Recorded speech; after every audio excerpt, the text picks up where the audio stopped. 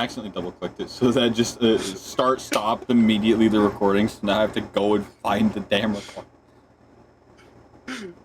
Drive number E. Sean, Pyro, E's not a number.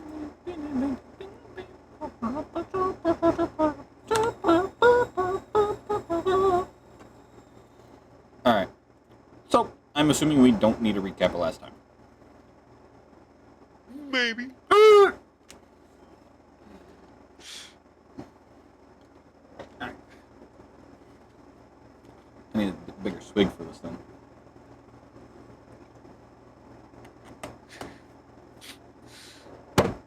Alright. I love how at this point my dynamic in the group is just making Pyro experience mental pain in some way. Nah, your role in this crew is to make me embrace my inner Azaza.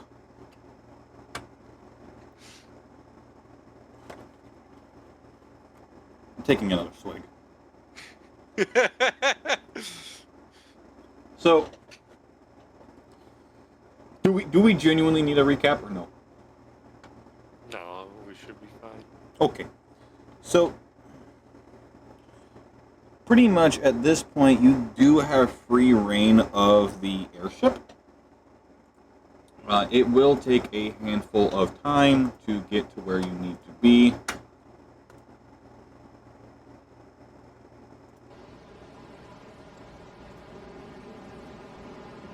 Victoria's just gonna go find a room to go sit in. I mean, there's plenty of room on the ship, as far as literal and just figurative.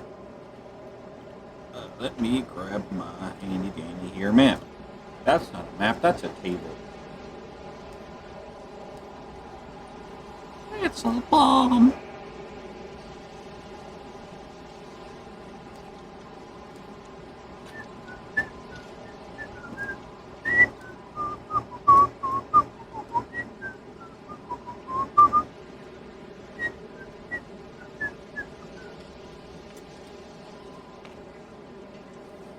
Alright, share screen. Ow.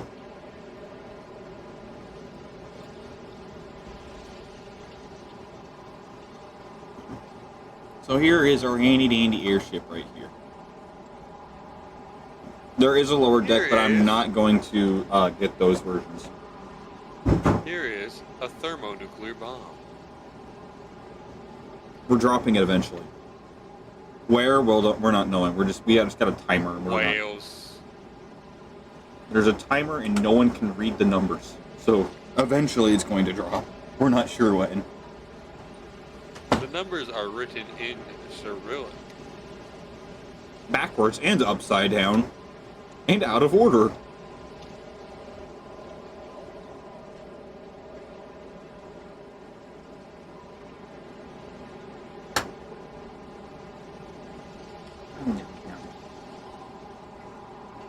Alright, so, for the sake of argument, we're going to naturally say that this was the captain's quarters. Right back here. Luna went somewhere, we're not sure where. We'll set her to the side. Not considered.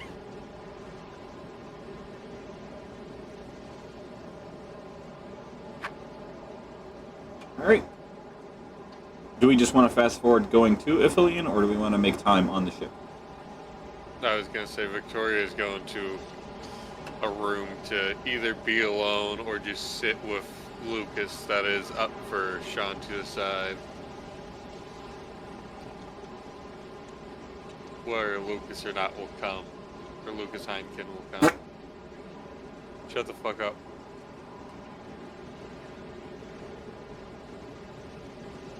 I mean, sure. Suddenly, all you hear from the other room is just...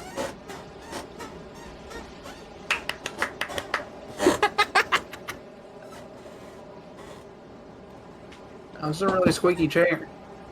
Yes, it is. It's old. I need a new one, but I'm not going to buy one. Not yet, at least. Oh, man. Sucks.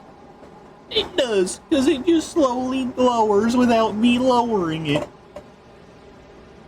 That's Alright. actually why I own the chair I own now. It doesn't have a raise feature. No, what I used to own was slowly lowering itself without me lowering it. I think I'm just fat. I think that's my problem. Pyro, how much do you weigh? Last I checked, a little over 200. How tall are you? You're 6'2"? Ish, yeah. Yeah, you're not overweight. I know I'm not overweight, but I'm definitely heavy. Yeah, which means you're just bigger than the chair's weight limit, not actually heavy. Alright, so Heineken and Victoria are going to scatter, finding a room. There is multiple dorms and personal quarters down in the 3rd floor, bottom down. Second one appears to be more of a dining mess hall with a full-blown kitchen and all. And the 1st floor, mostly just cargo and storage. A lot of it behind locked doors.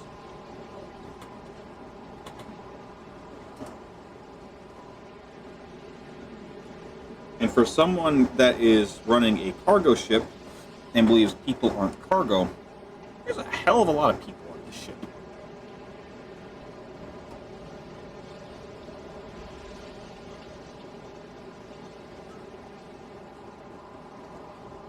You notice how many people there are for not being cargo? Yes. Though I tended to not look for it. Yeah, but the crew, this ship shouldn't have a crew this size. Especially if it's just a cargo vessel. But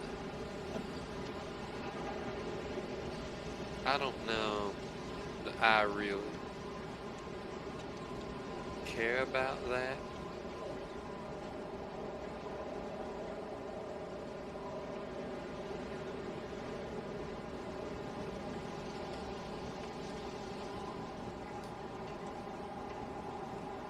But you thinking what I'm thinking?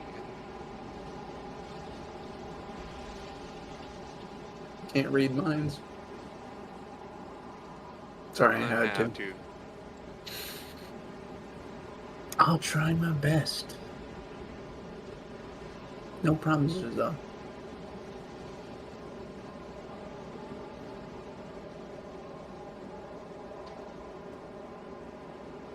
But I'm thinking maybe some of these people are being transported for slavery. I mean, it's possible. It's always possible. Slavery's been around for as long as I remember. I mean, yeah. Just gets either a different name or a different look. Either way, it still happens all the same. It sucks. It does.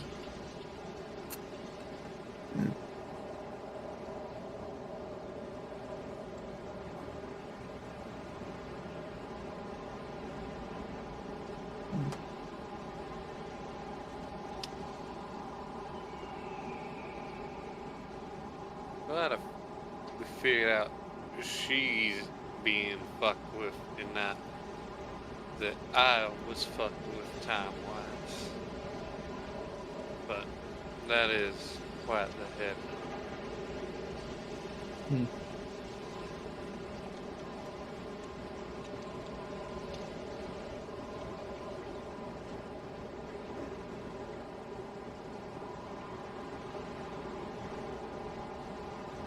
So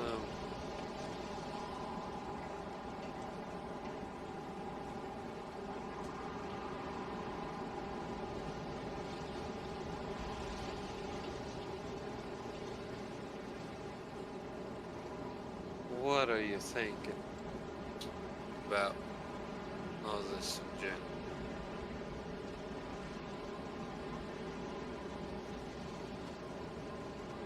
All this what? I'm sorry. All this that's happening in general.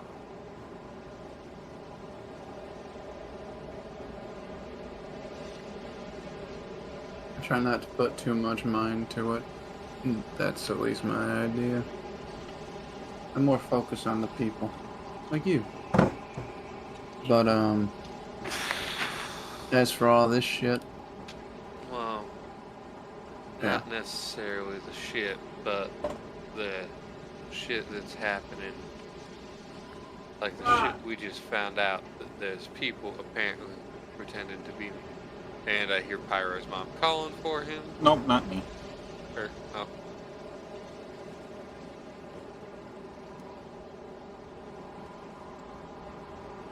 that people pretended to. Be me, which is so very strange.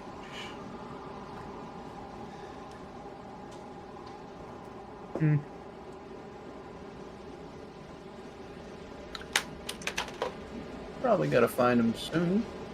Kick their ass. See what. Try to mop up what else. They What I want for Christmas. What? is 6 slugs. What do you mean all I want for Christmas? Is to kick your ass. Huh? Left Am I missing something? Left 4 Dead. 4 Dead. I've never heard All the Left 4 I Dead want for Christmas is to kick your ass. And then after. Come on, man. You don't know about the Midnight Riders? Save me some sugar. Here, just one time, my buddy Keith and I. No! No! No! All right.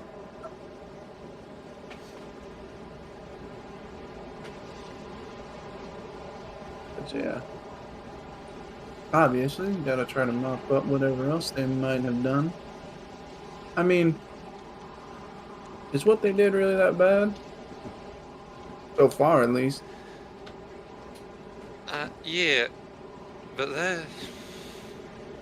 I mean, I suppose there's not a problem yet, but it is mildly concerning. Yeah. Concerning whenever it happens. But I'm with you. Every step. Alright.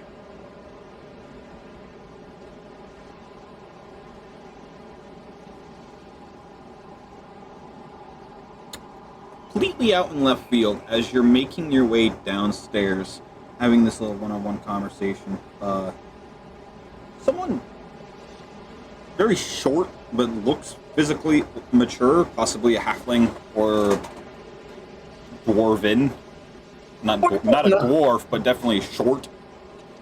Got like almost like a school backpack kind of on, like, think early 40s and 50s, like newspaper boy kind of outfit. Oh my god, it's a child. Fireball! Pulls out both pistols. Quickly shoot it! Well, howdy to those of you. I'm assuming you guys never heard about the extravaganza of my potion being expansion. Did I just have a stroke? Did he have a stroke? Did somebody have a stroke? I don't know. What the hell did you just say? I think Hankin had a stroke while in control, but Lucas did not have a stroke. However, I think somehow I shared in Hankin's stroke experience. That's not the only thing you do. God damn it, John. Blame Lucas, not me. You are both of them. I know. The individual hold out his hand like he's going for a handshake. Smitherson Booker, sir. Crisp. What? Smitherson Booker, sir. Smithers and who? So fast. Sorry, I'm a bit slow. Can you please try it better? Oh, you're one of those motherfuckers. Okay. So, Smitherson's Bookers, at your service. What do you do? I'm an alchemist. Matter of fact, I haven't seen near folk around here now very often, so, reaches into his backpack. I'll offer a sample. And he holds out. If this is a sample, it's concerning. Because this is like your cookie cutter, like, volume beaker, like the orange shaped with the... Yeah. Mr. White. Dude, this is a pretty big potion flask if he's offering this as a sample. Like, you most know these as regular health potion flasks in terms of, like, size comparison. So, what is it? You tell me. Have a taste.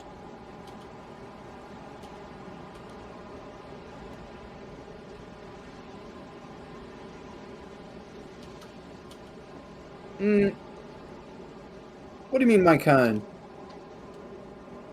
Well, where I come from, we naturally talk this way. You say you're slow. Well, you're not around for my part. I got a thought. That's scary. Is there anyone else in the hallway? In the hallway, no. In adjacent rooms, yes. Within earshot, at least. But Within it's earshot? also pretty rousy, so your chances of being heard are 50-50 unless it's something loud and abrasive. That's definitely what I define this thought. Victoria puts her gun to his forehead. How about, as a stranger, to two people you've never met, just tell us what it does. Now, I do not know why, but all I know is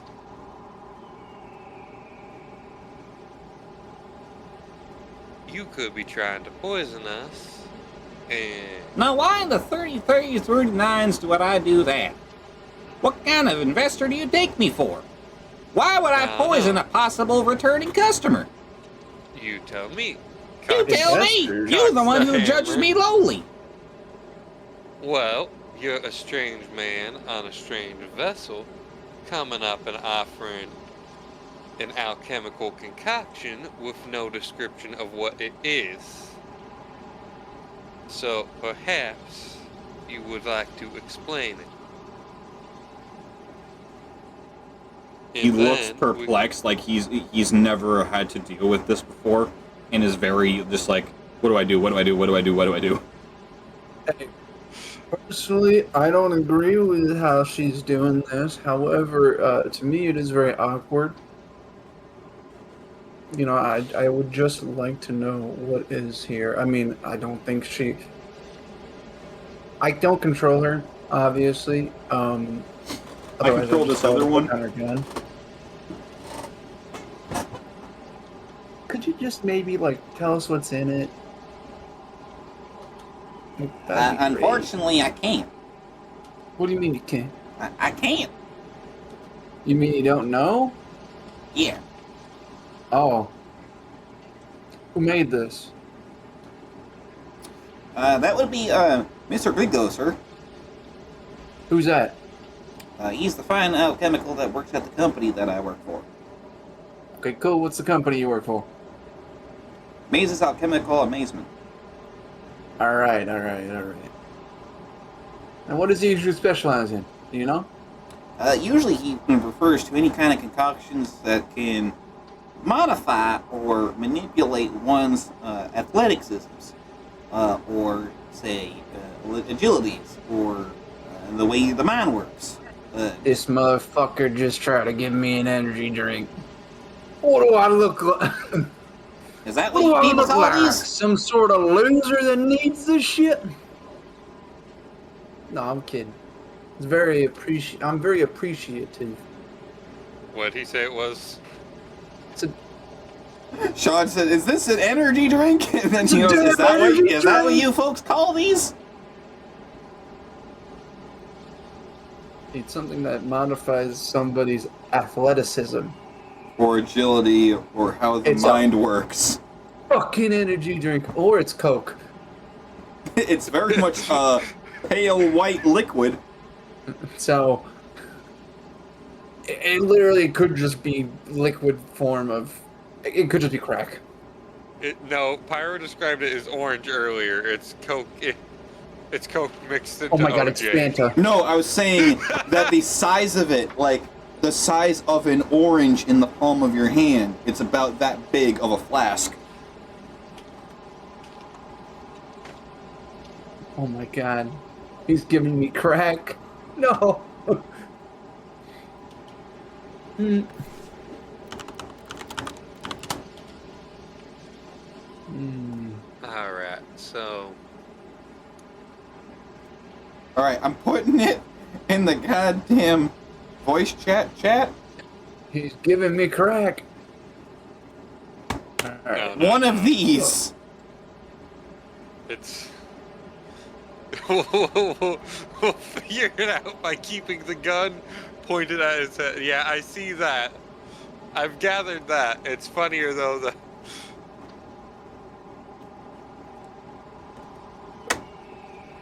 You're colorblind, you see orange as white. No. No, you see white as...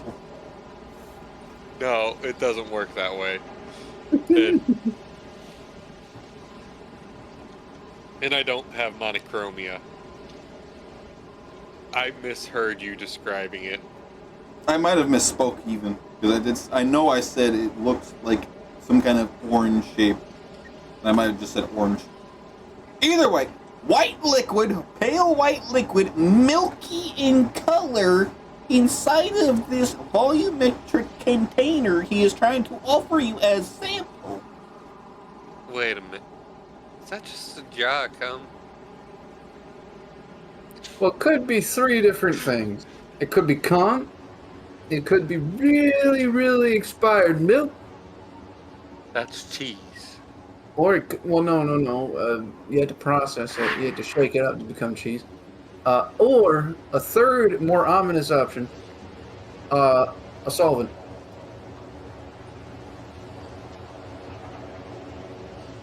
You know what? Well, a solvent is like, No, I think I know what you mean, but I've never seen a wet solvent like that. I mean, I know a few folk named Solomon.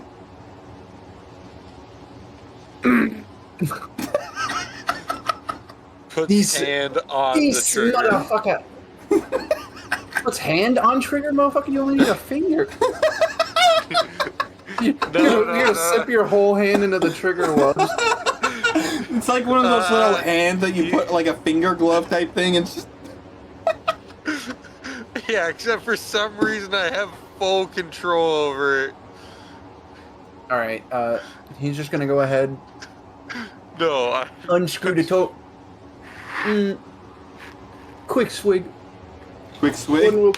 Quick. pour some on him. If it's a solvent, it'll solve him. The minute it hits your tongue, you can easily identify this as goat milk. Oh. Okay. It wasn't an energy drink. It wasn't crack, you piece of shit. Is disappointed it's not a narcotic. It's disappointed she doesn't get to shoot some asshole. It's just, you can easily identify it as just goat milk. It tastes exactly like it. If anything, it's a little bit more creamy. Yeah, goat's milk. It's goat milk mixed with jizz. It's goat milk mixed with goat's milk.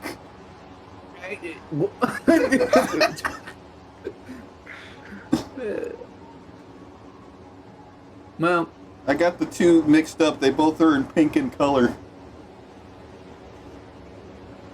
ink in color. Opaque. Oh, opaque. I was gonna Or say. pink.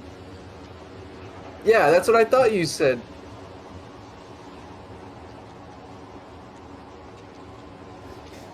So, Alright, well, it's just a creamy version of goat milk. oh, okay. Well, okay. This ain't that bad. See? This one. This is where Lucas reveals he's lactose intolerant. What? Fun fact: most cats are. So in this case, Lucas just shits his pants. drops drawers, shits on floor. Jokes on you, shit pants aggressively.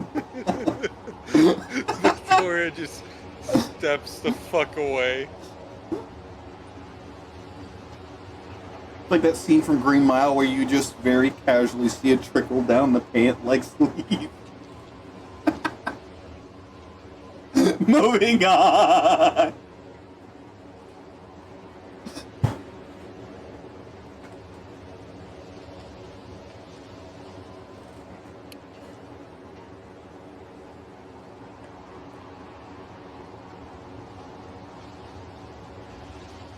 So,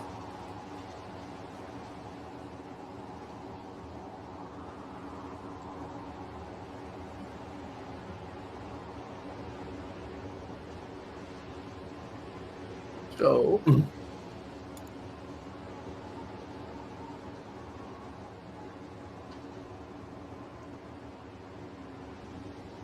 it's just a creamy goat milk.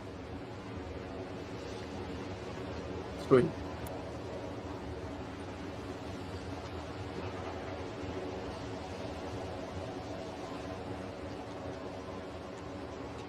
Okay. Well, that. Why didn't you just tell us it was a milk? I didn't know it was milk. I don't make things, I just sell them. You should know what you're selling. Most of the time, it's not my business.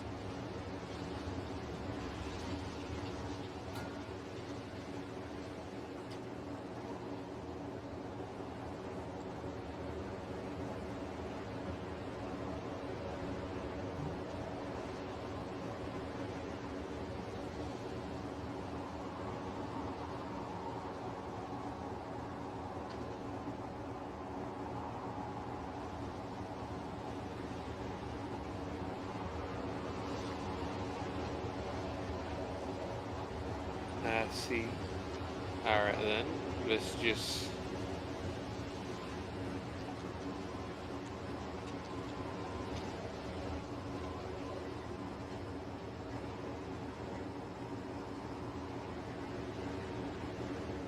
This just seems like it was all unnecessary had you just decide to learn what you sell. Most people don't go like this. They just take it and leave. Most people you encounter aren't fucking pirates. Now are they? Pirates? Well, I guess was. You can't pin me to any crap. Lucas, kick this man in the balls. Hey, kick a man in the balls? That's fucking wild. No, I do not kick people in the balls.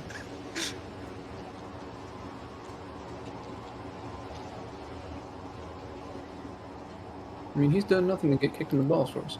I'm like,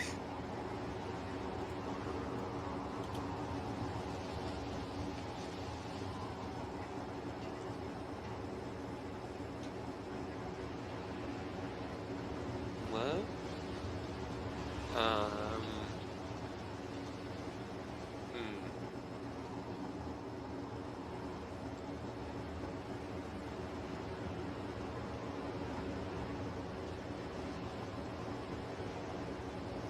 Alright then. You know what? Never mind on the samples. And just takes the one flask that he hasn't handed you over and just starts hastily walking away, like looking behind his fucking shoulder, like making sure you're not following him. follow that man. Are we No. gonna see him now? No.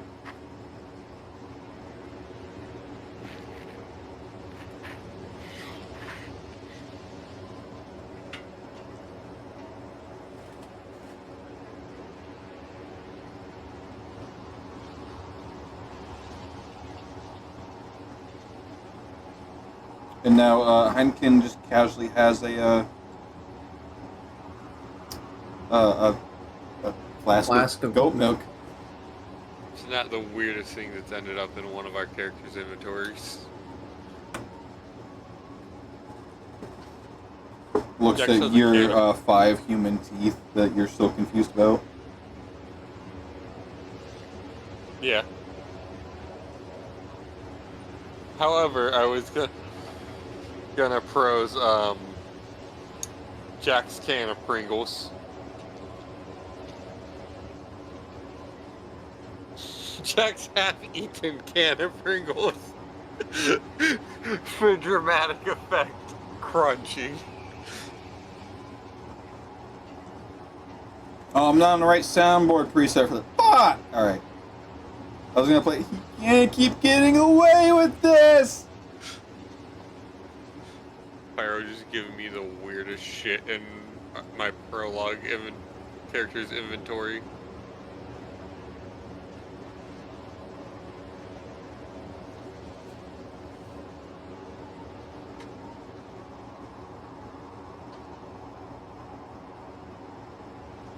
But yeah, I guess we just go find a room. Yep, you find a room. Victoria. Just nothing really as far as this, like, first come, first serve kind of thing. You find a room. If it's unoccupied, it's yours.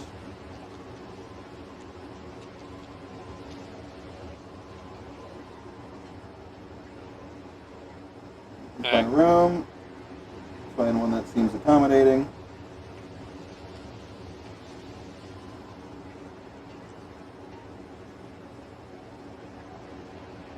Basic living supplies and furniture. Nothing too roomy or too elaborate. It's just literal bare necessity quarters.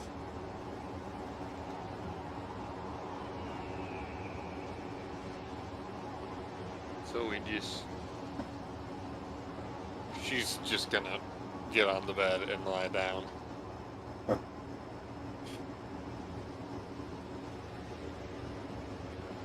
You fast forwarding from here. I guess. Alright.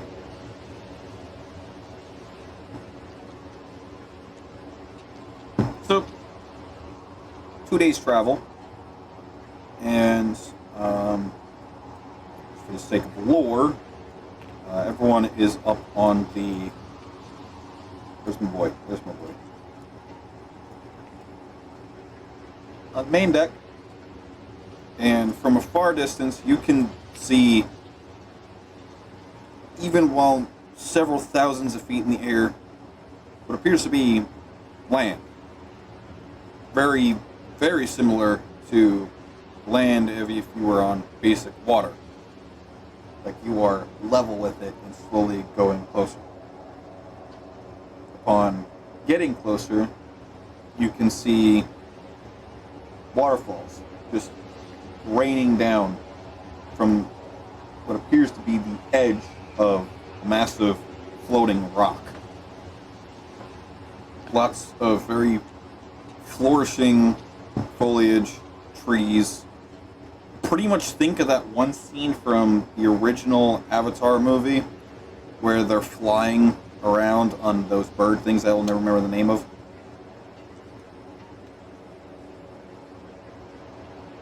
And upon getting closer, the ship will go higher and start flying over it. And this is just a massive floating isle. And I mean, like, massive.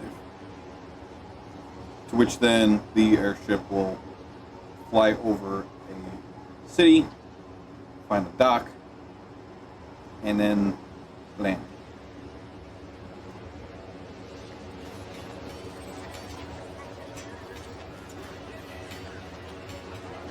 I'll set this aside.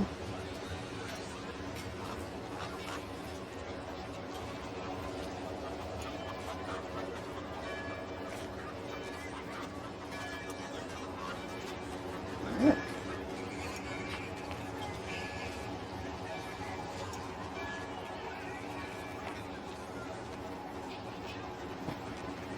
Scale y'all down can't zoom in anymore. Fuck. Let me scale you back up a little bit so you can see where the fuck y'all are. Yo, Pyro, you should like totally send me an invite.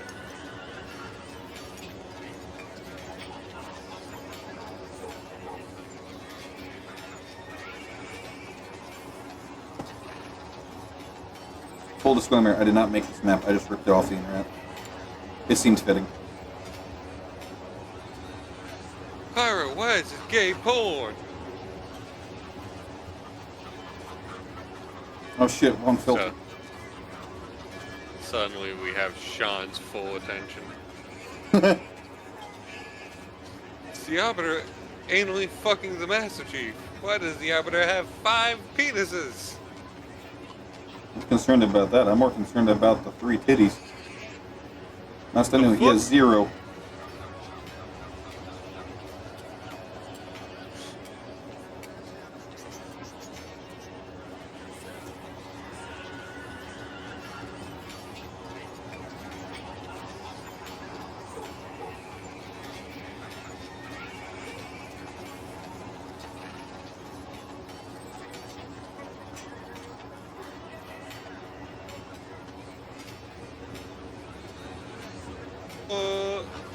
Full lag.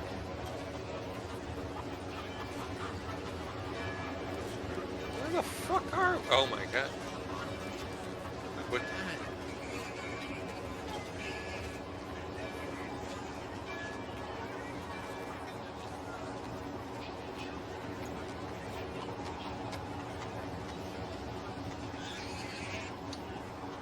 Alright. So upon landing, pretty much the second the piece of wood that connects the docking to ship, immediately about a dozen of the people that were on board starts hauling off one behind another, single file line, crates and crates and crates of whatever's inside of them. And then there is a person that is standing at the bottom and is using some kind of device to the equivalent of like using one of those handheld scanners to scan a fucking barcode. Same concept. And he is with a clipboard just striking off something, whatever's written on it. It says, oh, that's strange. It says, Pyro Razumaki is here. But it's crossed out. Not checked. Nah, man. It's in big, bold letters and it's checked.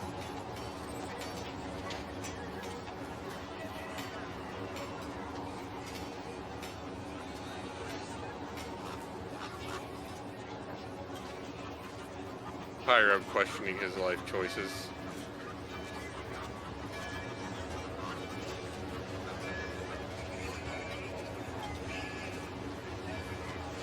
Alright, what are we doing? And so, where are we supposed to go here? Well, there's a few places that we could be going to. However, first and foremost is we're needing to find some sort of library that seems to have the old Christianity scriptures. There's a few here, but it's not making sense as to which we're supposed to go to. Just by the stadium.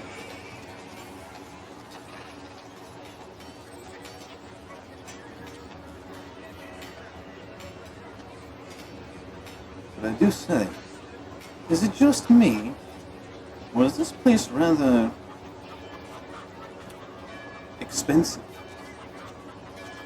What do you mean?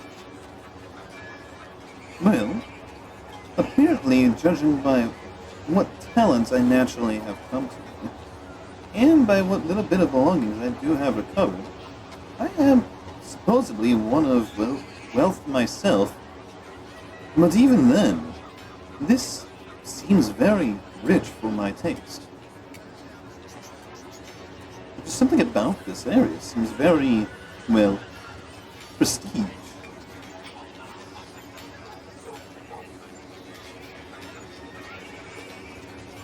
answer. I'm still not tracking. Floating isle. Gadgets and technology we've never seen before. Uniform and just a natural sense of, well, respect. And you saw the size of this city from above. Imagine the cost of living over here. Not Which to we're mention, about to embark this here on. library that is meant to be where our scriptures are held, are one of the few areas of which, well, you're not really allowed to take books out. You can use the area for study, but no books can leave the library. Alright. Luna brings a notebook, writes down, and you, being an artist, draw any symbols for her. Now here's something that does strike my interest. Take a look at this. Pulls out a book that he had been carrying around for a while from one of the libraries in Foruna. It's Specific. written in Elven. It's written in common. So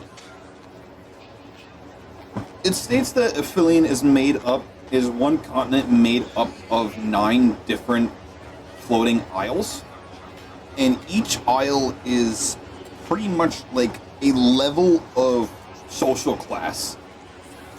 And there are some where literally you have to be of some level of nobility or royalty to even get entry into.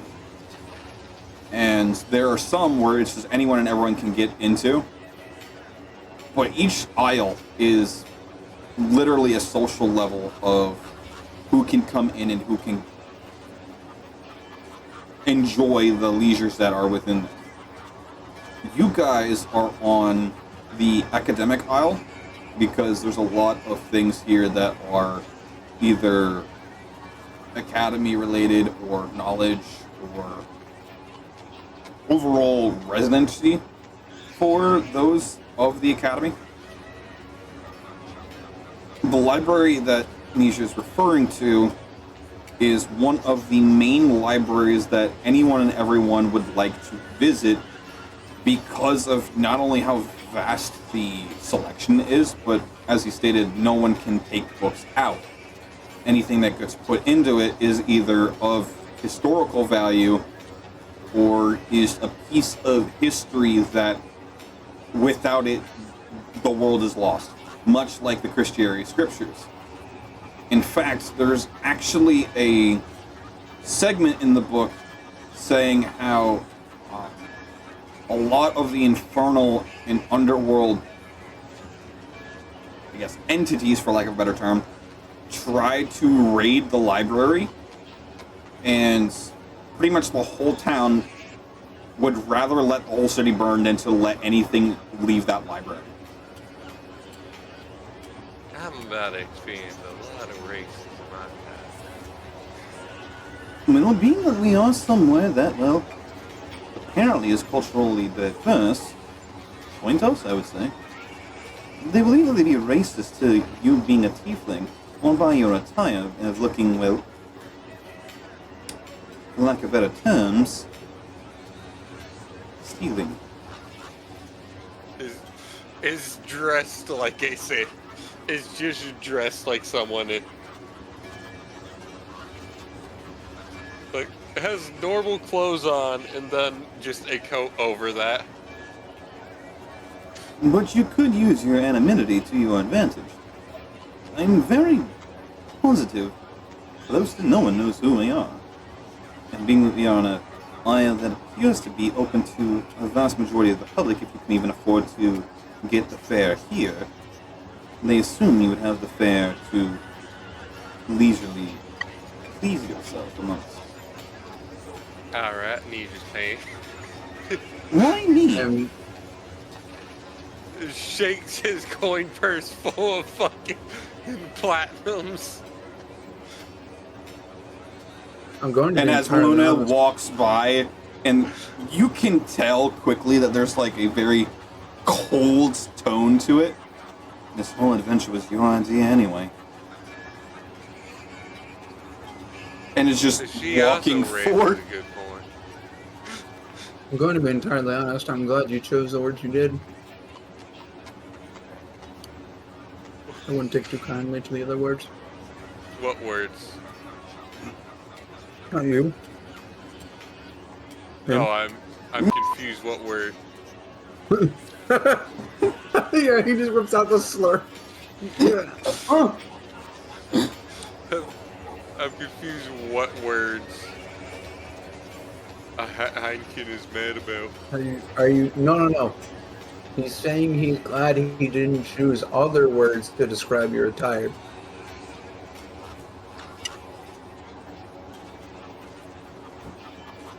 She's still just confused to her. This just looks like normal attire. She's just kind of what. To be fair, in my time, you wouldn't be. Well.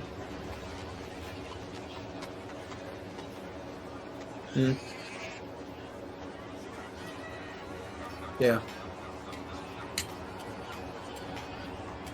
I'm so confused. I'm wearing. I just have pants on, a tunic, my belt, and a coat. What about me directly looks like someone who's going to steal? Oh, I didn't say that. No, I'm asking him. I don't know. Maybe he's just racist. I'm pretty sure Nisha's racist. How would me pointing out what would look like pirate attire in historical literature have anything to do with race?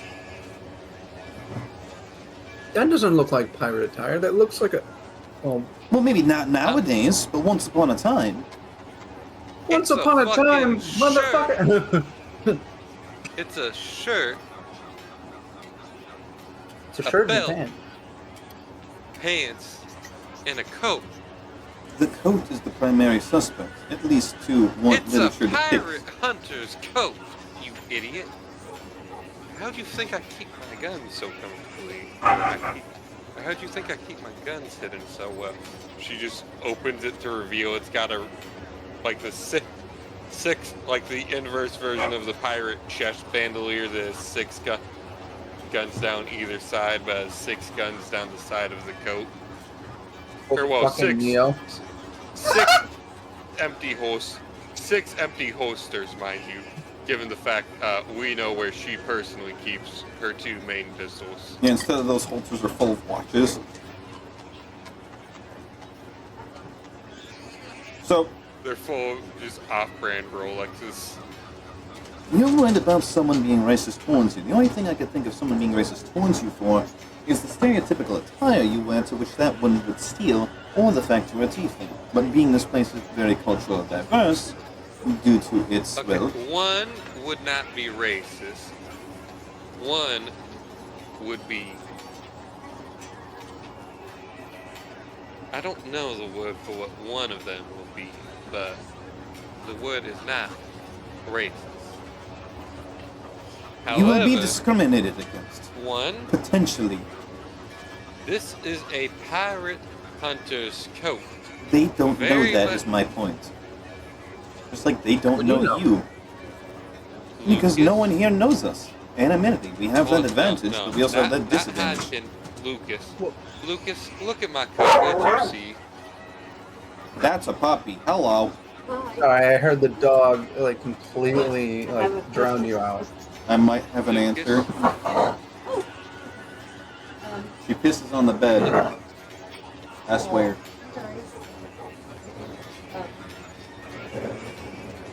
We owe a $500 national debt bill on top of the $400 one we just paid, so $900 for the 30 days. If you're able at all, I'm not saying you're looking for it, but if you're able at all to contribute, Let's see what payroll looks like.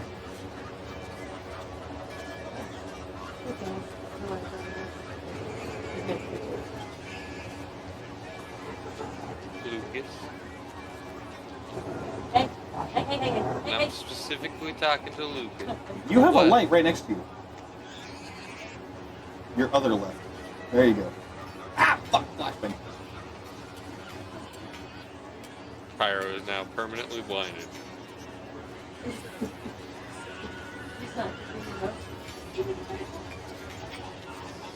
Lucas, what does my coat look like to you? Let me turn the mic off real quick. It looks like like any other coat. Mm-hmm. Gonna say. Last I knew, most people don't know what pirate kind of coats look like. And they do not look like the coat a pirate would wear.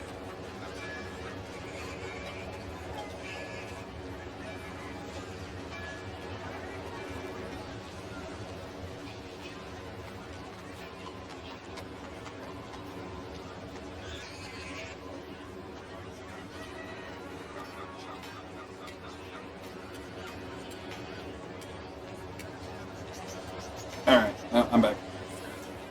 And I need to make a note to clip that out now. Timestamp 51 in. Alright, so I gotta cut a whole couple minutes out. Alright.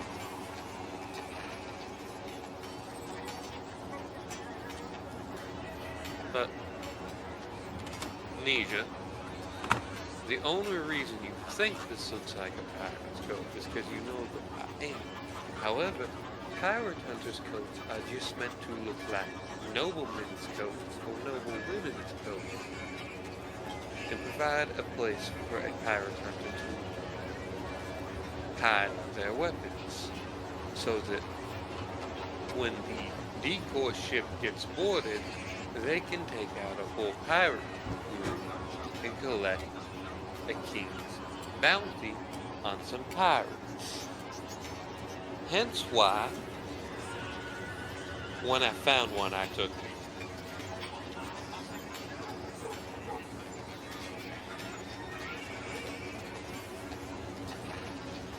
Fucker never saw it coming. He was in the back.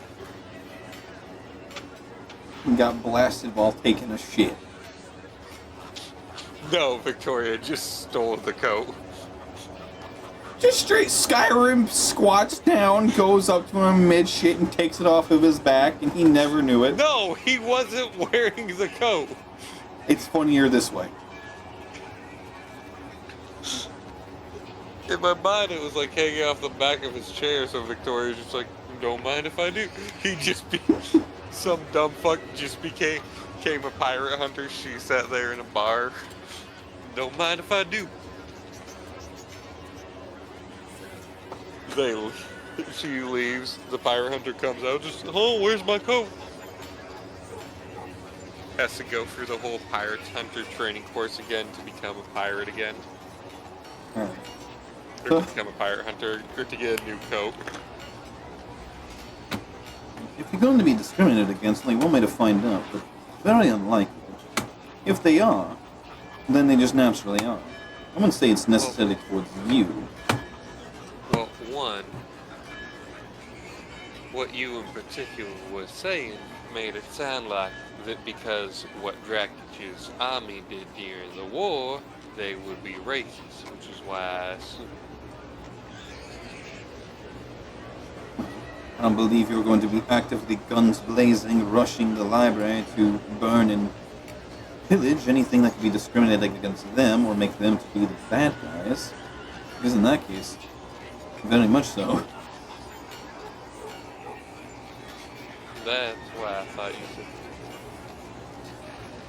And by the way, you're infernal, not demon or undead. Abyssal.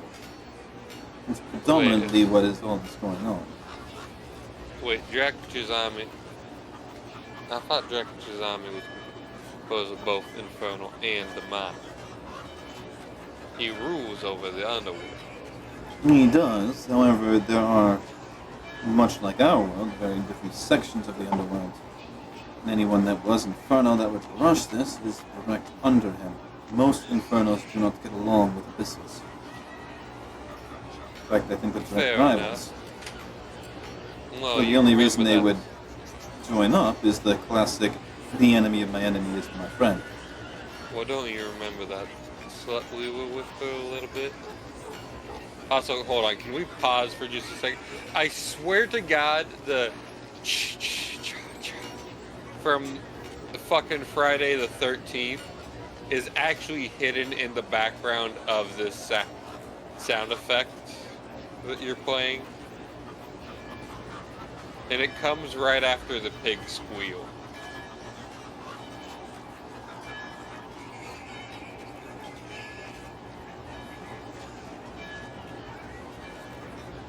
Okay, the loud pig squeal.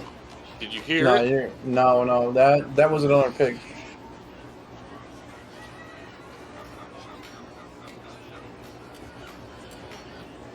No. No, the Tyler, Jason did you doesn't hear it? No, and in fact, it's just now looping. Like, it just reset the loop.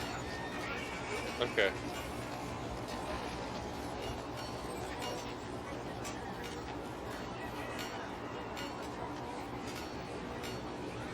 So, he's just gonna start walking. And I was like, well, we better follow her, because she clearly knows something we don't.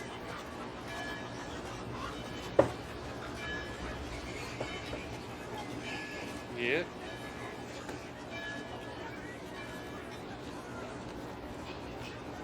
So, as you try to speed walk, trying to catch up to Luna, she's walking around the plaza like she's been here before. Like she knows her way around and is like walking around and taking very direct paths.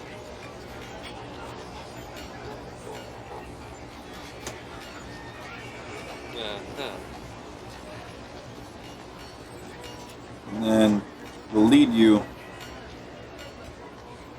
directly to The sex shop. Huh? Lucas, here will be where you are going to spend your vacation. No. Not the whorehouse. The sex shop. Where the toys and stuff are kept. Yeah, and you know what else is in a sex shop? What? The massive hole of one's glory. Oh my god. Yeah, it's gonna be filled with the shame. Yeah. Always shame. So, entering into... Let me put it this way. Walking up towards the library, you can now see why everyone would like to get here, just because outside presentation pretty much think the Capitol building if it was a library in terms of architecture. Which Capitol building? The Capitol building. The White House? No, that's the White House, the Capitol building.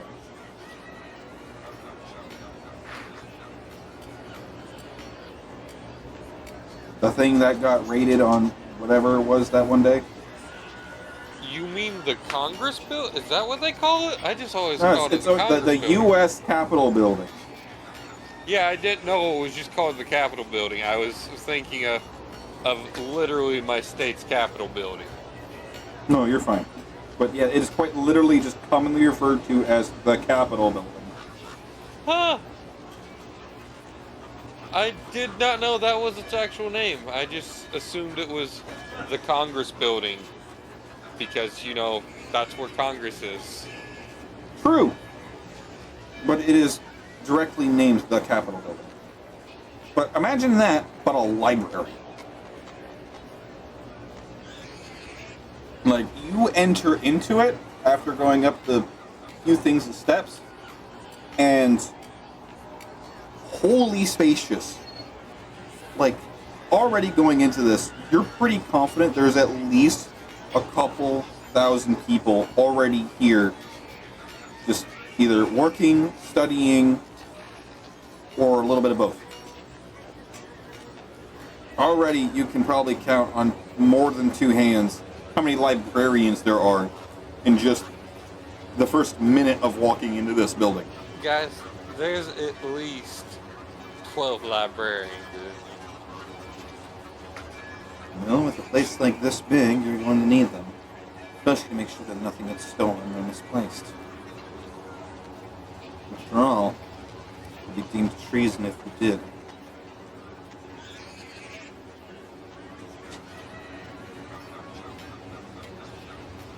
Alright. Nobody take anything. Oh, wait, are we allowed to bring in notebooks and copy stuff? Of course. How else do you think the academics take their schoolings? I don't fucking know. Well, let me answer it for you. They bring in notebooks and pens and quills. A lot of them will even take tracings. Do they sell supplies like that here? For an inflated price, for convenience. Alright, Oh, I say we go somewhere and get Luna what she needs. We split up. 2 of us go and get Luna what she needs. Some other stuff the rest of us might need. And Well, what would you need? If we need anything, we'll get it. But I was saying, and you two find the books she needs. Alright, you two go on your little shopping spree and we'll start librarying. Alright. Is that even a word? Don't answer that. Probably not. Alright, I'm going to pause the recording. I'm going to go to the bathroom, figure out what you guys need to find and where you need to go, and then we'll go from there. Alright, so do we have a list acquired for what we need to acquire? And by we, I mean you. I think we just decided on supplies for Luna for copying, more ball bearings. Would you like me to give him the list? Yeah, sure. Alright, so we need 50 feet of hempen rope, 2 bags of 1,000 ball bearings. So I would assume that's what they come in, right? It's 2 They come bags. they come in 1,000 balls, and they come in, so, a pretty standard like metal ball that kind of dispenses ball bearings. Much like one of those like fucking BD containers that you buy at Walmart. Okay, so 2 bags would be 2,000, right? Alright. Mm-hmm. Also, I love that Pyro recently learned because of me that BB stands for ball bearing. Fuck you. Yes, that I hate how literally. I genuinely hate how I never realized that. Alright, John, so... you knew that, right? Yeah, I knew that. Yeah, I was like 2 days ago years old. Alright, so we got the 50 feet of hempen rope, the 2 bags of 1,000 ball bearings. I need 3 candlesticks, 5 crowbars.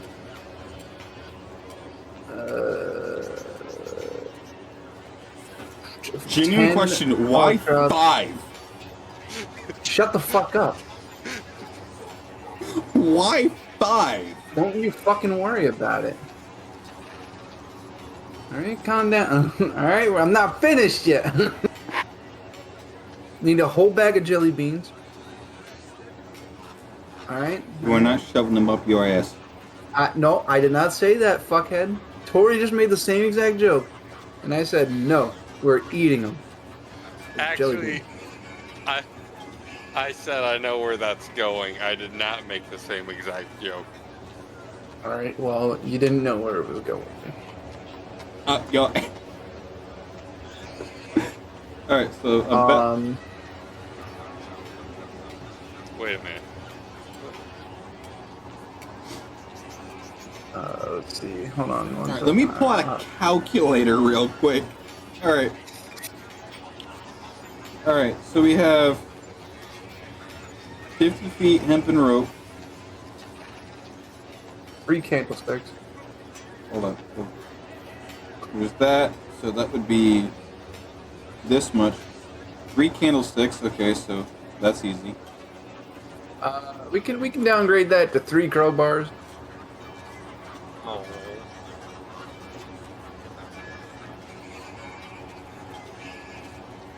Okay. Alright, 2 bags of ball bearings. 2 bags of ball bearings, so 1,000 apiece. So that would be this much. Okay. Hold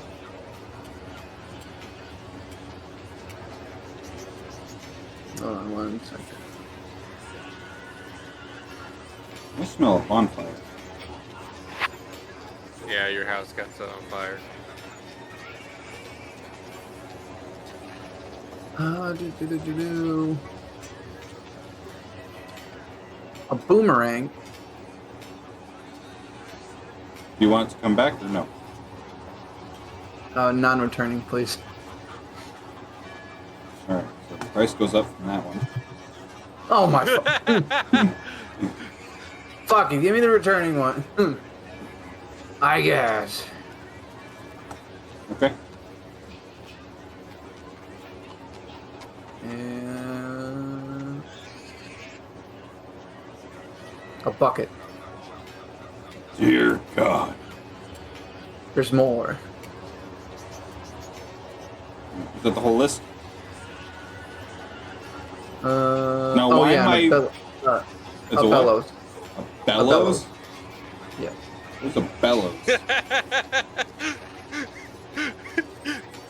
King Kong versus Walmart shrimp. Oh, okay. Okay. Yes, okay. So, It's, we it's need a the- bellows. Yeah, okay. I just didn't realize that's what they were called. I know, now that I see it, yes, I know what it is. Wait, is that? Wait a minute. Hold on, guys. What? No, we were all today years old. BB does not mean ball bearing. What? It apparently refers to the size. The term BB originated from the Blackberry. nomenclature of the size of lead shots used in smoothbore guns. Size BB shots were typically, that's ridiculous to say in inches, so we're going to go with millimeters, 0.46 or 4.6 millimeters. But tentative very. Apparently, it's related to like what you would use. It's related to the size of the pellets in a shotgun shell that would be used for hunting birds or small game. So I was lied to. No, Yes. you were misinformed because I was misinformed. It was not a lie because my intention was not to deceive. I was spreading misinformation. Also, BB stands for Blackberry. That's not what it stands for, Sean. Yes, it is.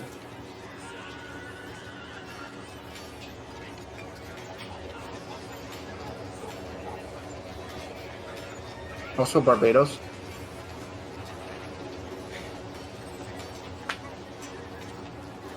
Shut up, Sean. Alright, so what's the total? 40 gold. 40 gold? Nice. A game that I have on my wish list is 69% off, making its Nice. total What- and making its total price $6.19. Damn. They failed. It should have been $6.90. So it could have been 69.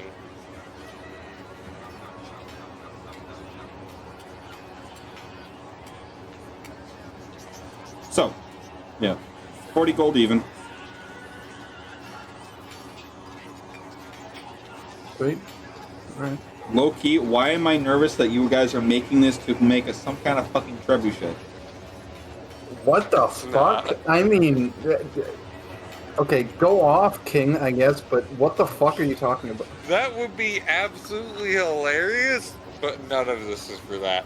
The ball No. bearings are just so Victoria has more ball bearings. Oh wait, did we get the supplies we needed for them? I thought that So- was already. Well, we were gonna take care of that. Let me see. So Luna in her inventory,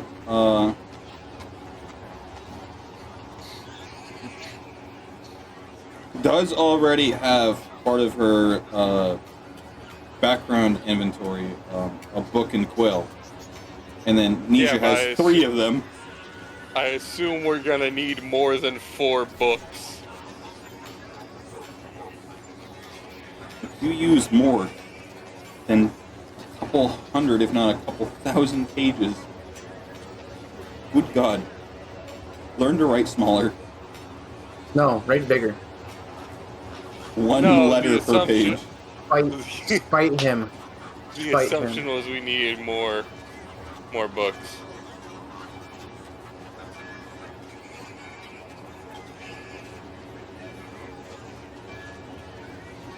Oh, there is something else oh, there's something I'm forgetting. Oh shit, hold on. Fuck.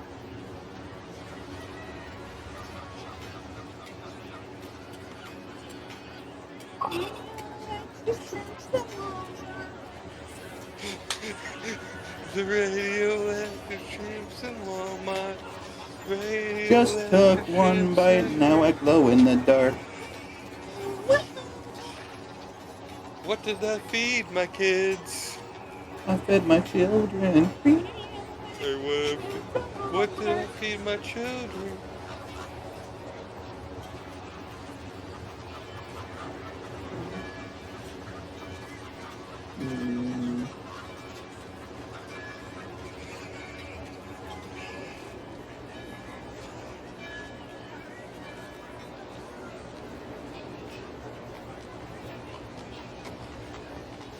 Did I already ask for a frying pan? I don't think so.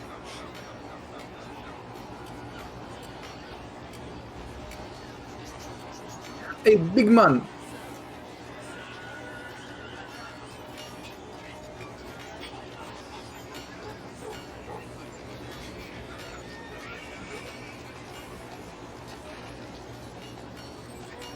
Excuse me, sir. Huh?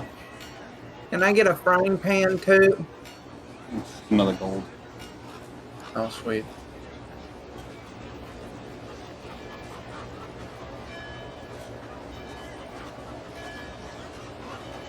I hope you know it's gonna be it's gonna go to something amazing.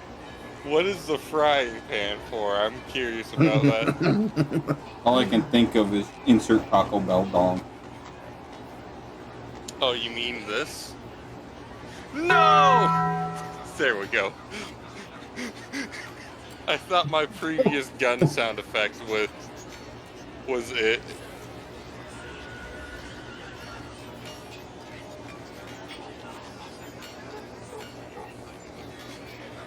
Don't you worry about it. You'll figure it out soon enough.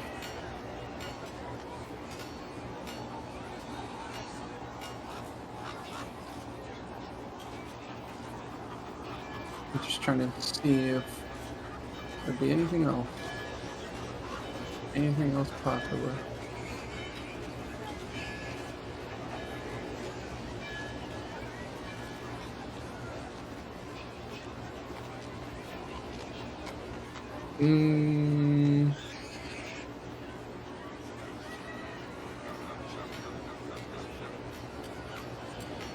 Alright.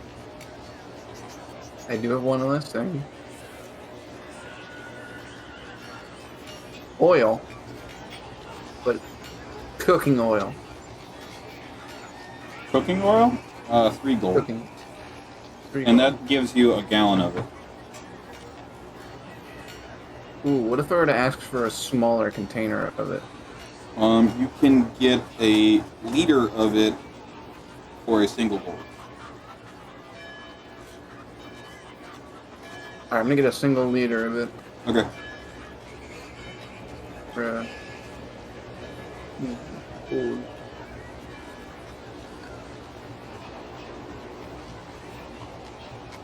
Alright, that should be it. Alright, Tori, what's your list? Sean and I had a shared list. Oh, okay. That's why there was ball bearings on there. Why there was also bellows on it.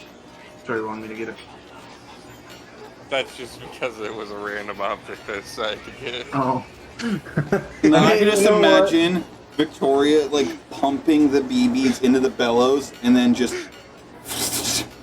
like a fucking That makeshift machine gun. That would not be effective. Sadly, Although actually, right. Victoria's ammunition is actually ball bearings and not BBs, which is annoying.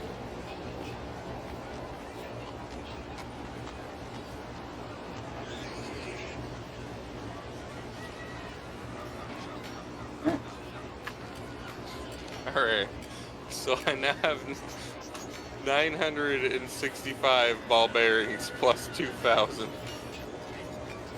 So what's the total, Tori? 2,965. Okay, so basic math is not something you're difficult with. Got it. No, I actually was really good at math in high school. I just don't like doing math. I'm poking at fun. So, returning back to the library,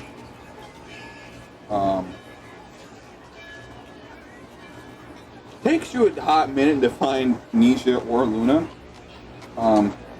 Mostly because you find them on opposite sides of the library. Luna very much trying to find what she is trying to find, and Nisha not sure what he's looking for. He's just trying to see if anything will assist in finding where he needs to be. And you've never seen him have this much difficulty trying to find anything in a library, which is mildly amusing.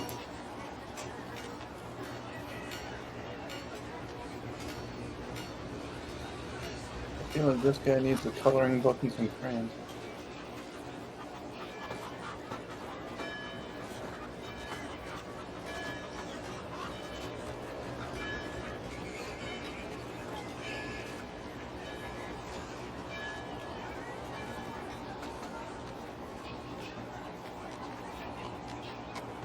Come to the table. Victoria's kind of just gonna walk around looking at books, seeing if there's anything that looks interesting to read. Sneaky perception check. Hold on, let me not spill my fucking Altoids into my dice tray. Yes, Gotta- you should. Freshen them up. My dice tray doesn't need freshened up pyro.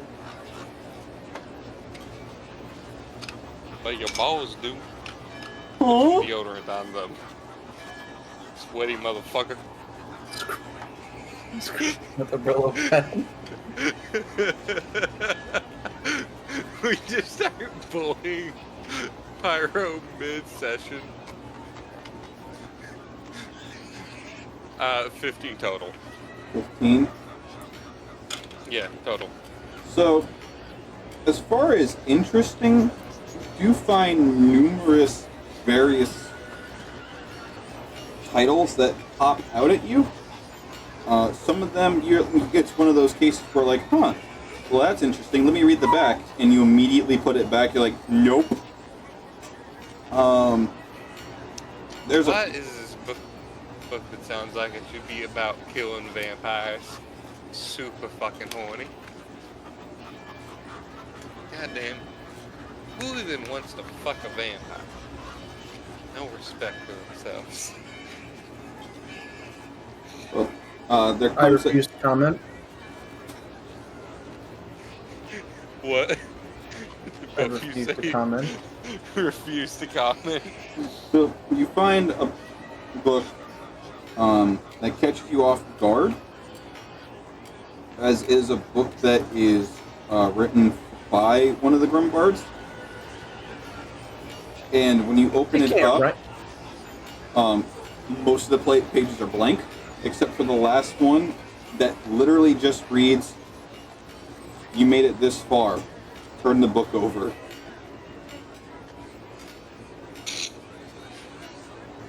It's Greg's self-published prank book. But when you turn it over, and now that the book is upside down, the light refracts against the page and you can read it perfectly fine now. And it's pretty much just a book of jokes. Like, very bad dad jokes if they were made by an orc. What the fu- I thought the only copy of this existed in the family library. And I can't believe I fucking fell for the damn joke again. She's actually read this book before.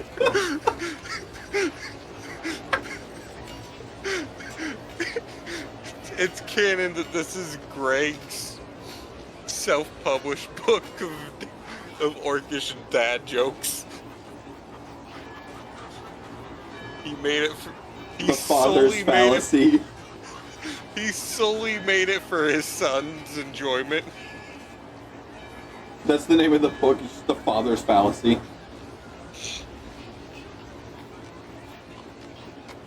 Except for there's a space between phallus and C. Because Greg has... Because Greg's child was a kid when this was made.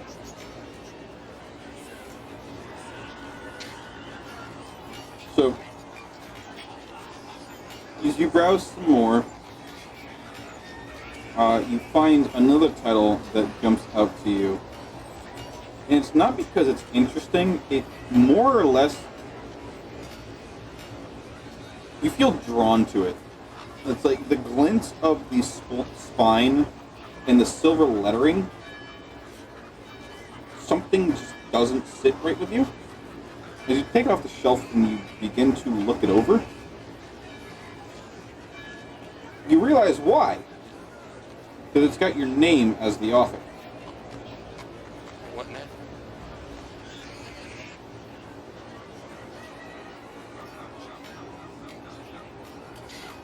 now? I can't write. Title of the book being A Ruby to My Diamond. What the fuck? Ew.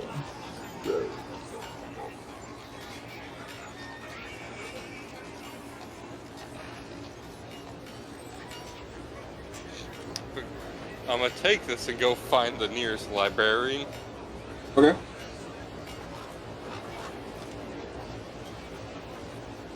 So you walk up to one of the librarians. Male, elegant clothes. Excuse Glasses. me, sir. Did you tell me anything about this author? As I'm aware, this particular individual only had a handful of copies of this. This is one of the few that were found. I don't believe this is the original copy, but merely a copy of a copy. If that makes sense. A revised So, copy. but, As far as I'm aware, this author wrote this one and two others that are within a trilogy. More or less is I believe, if I'm not mistaken, a trilogy based off of real life events that led up to some kind of treasure hunt.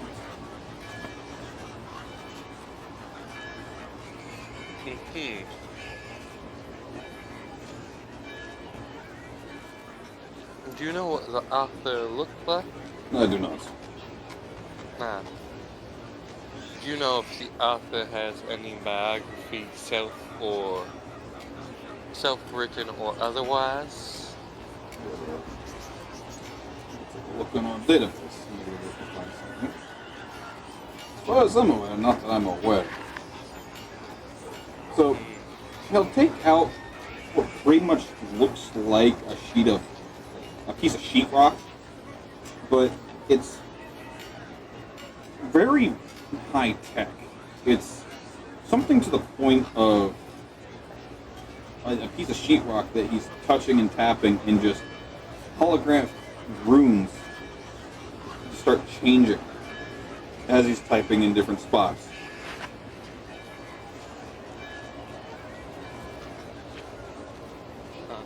I'm like, as far as my records show, only 3 tales, which would be that trilogy. We have A Ruby to My Diamond, A Diamond in the Ocean, And we have the Crystal View.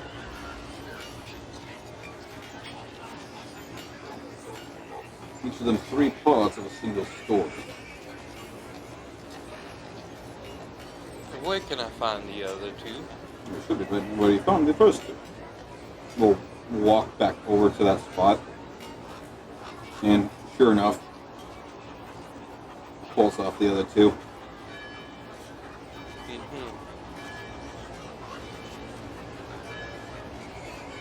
Where's the area where I can read these, and then Wherever you what find other suitable. what are the rules about returning? Do I have to put them back on the shelf, or is there some sort of depository I can set them on? You could either return them to the front desk. There is a box that people will set books off of that we will then go around and replace everything as needed. Alright. We just ask you to not leave the study with them. Obviously. I'm fascinated with this all.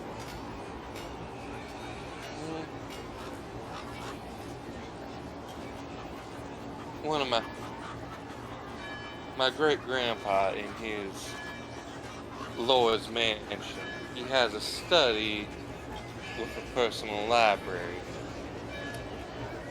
I saw this author's name there once when I was a child before it burned down, and I was never allowed to read or be read these books then. No. So it is a bit more of a mature title, so it makes sense if you're young. Hopefully you're not squeamish. Not really.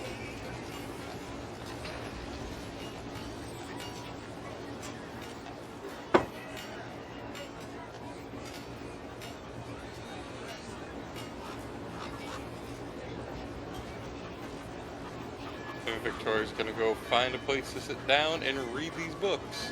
Alright. I'll come back to you in a bit, though. Let me find a few things in regards to those that I have notes for.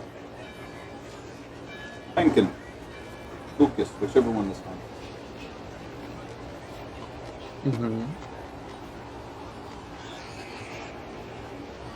What is the baby doing this? For bug. What kind of bugs? Look at a bug. We got a History coloring book. book. What kind of history book? The coloring book.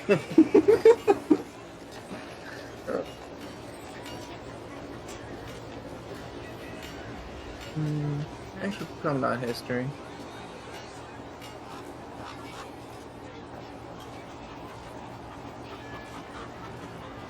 Everything to do. Actually, no. Stick with history. History of music. Music. There's plenty of titles in regards to that. We're looking for specific genre, culture.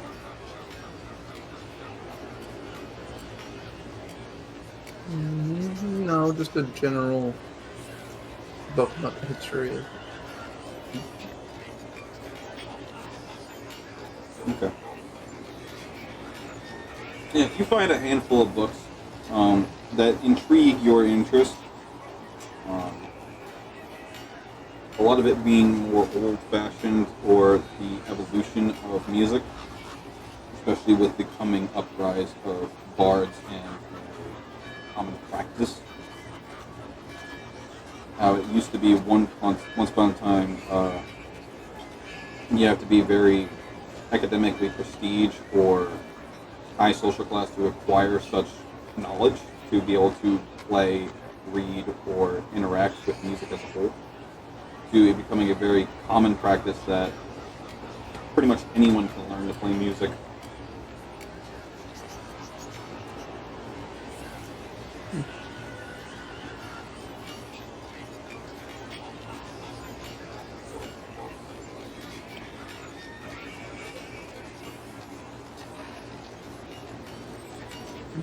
I mean,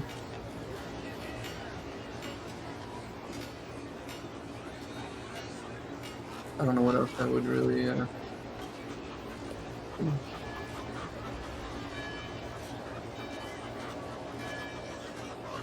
Cast on.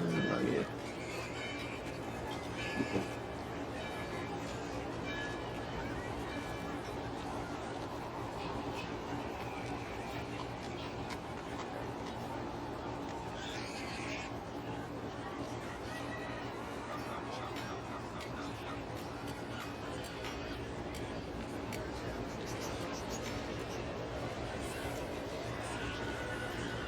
So, Victoria, Yes. as you start reading the first book, pretty much the entire thing is written in first person.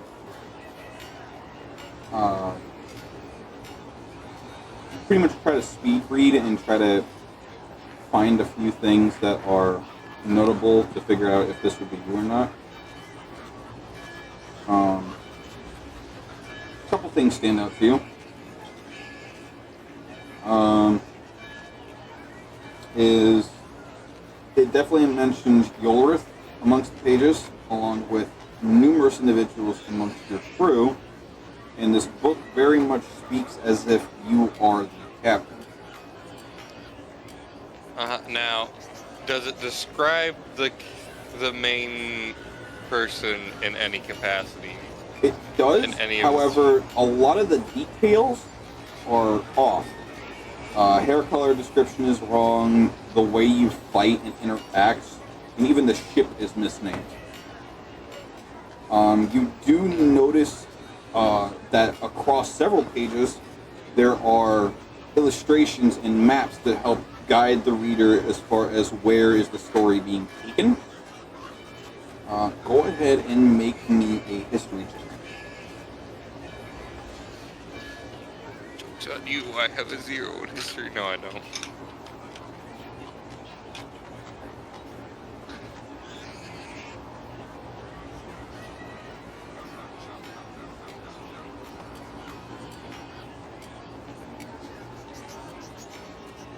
That is a 10 total in history. In total, Yeah. you recognize the map to be somewhat north. What left is west, yeah?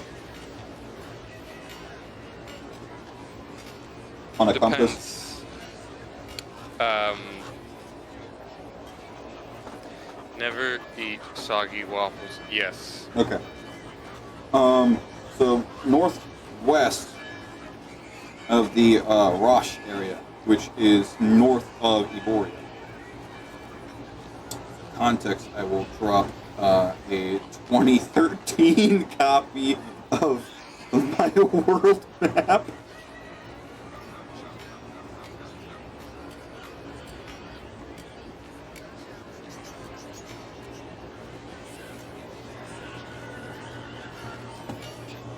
It will be in the maps and handouts.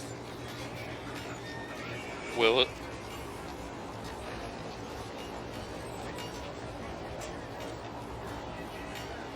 So pretty much between Bubea and Zash, it's referred to as the Roche Sea, and you are somewhere in there. As well as in the opening handful of chapters, there is mentions of a brother to the point of view character, which you clearly know to not exist. As well as a navigator named Claudia in very great detail. Okay. Hold on 1 second. Victoria does have a brother. Let me ask you why I know this one doesn't exist. Is it because they are younger, which would be incorrect? Or is it because the description of them is completely wrong? A little bit of both. Okay, so they're the wrong age, and they are not the right actual person. Correct. There's also mentions of a navigator named Claudia in great detail. You know this is also wrong because it also matches the description of an individual that you lost many years ago when you were still a grunt on Edmund's ship. I think that was his name. Emery, Edmund, something along those lines. Starts with E. Edmund is someone's ship Victoria never could have been on. The one ship that she was a Because- grunt on, I keep mixing up because the story keeps Yorid. changing. Okay, no. Edmund and Eustace are this. Edmund is now actual Eustace. We remade a character to replace the original version of Eustace because originally Eustace was Jack's father figure. You, Ethan, and I sat in call one night and figured out his name should be Edmund Quasar, and then I took the Eustace model and redesigned it into Edmund. The entire Which- stream now knows of Ethan's existence. Congratulations. They already knew. This is like the 5th time we've mentioned Ethan. Either way, the crew that she was a grunt of, the description of this Claudia character very much reminisces of another individual you know on there. However, you know that individual died in a storm due to hypothermia. For this particular story to have taken place, it's very impossible. As you get to a middle point of the story, you can find a map that is very much a real map, and it is a highlight of the 3 islands of Zash, Bubaya, and Evoria. And there's lots of marks center of this. We'll call it the 3 islands, for lack of a better place. You're going to want to write this down because there is pencil notes as if someone before you reading this made a note in it. The first note is replace the Busan before landfall. Hold on. Yep, I was waiting. How do I spell Busan? B-O-S-U-M. I don't even know if that's the correct pronunciation.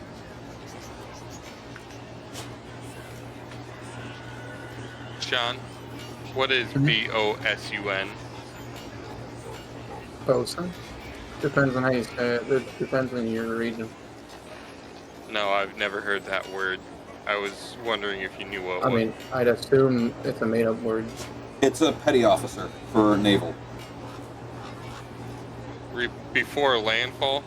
Yep. Okay. She doesn't notice. Oh, hi, babies. Hello. And she didn't know it.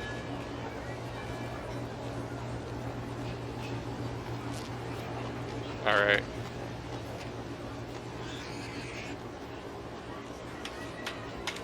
She doesn't notice. The names give them power.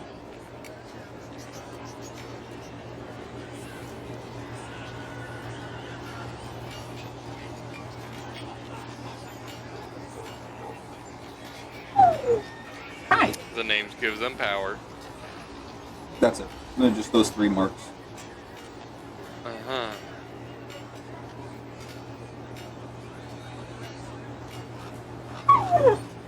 Yes, my child. What is it? Hello. Needy baby. That Hello. sounds like Fae bullshit. I don't remember dealing with a Fae.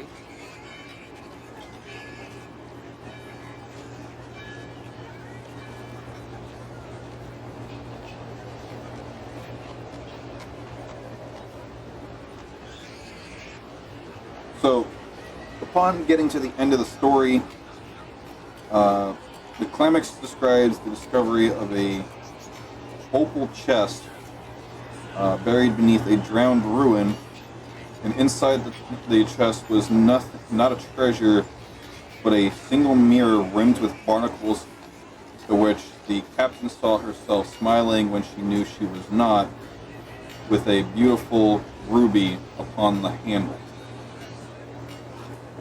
Uh-huh.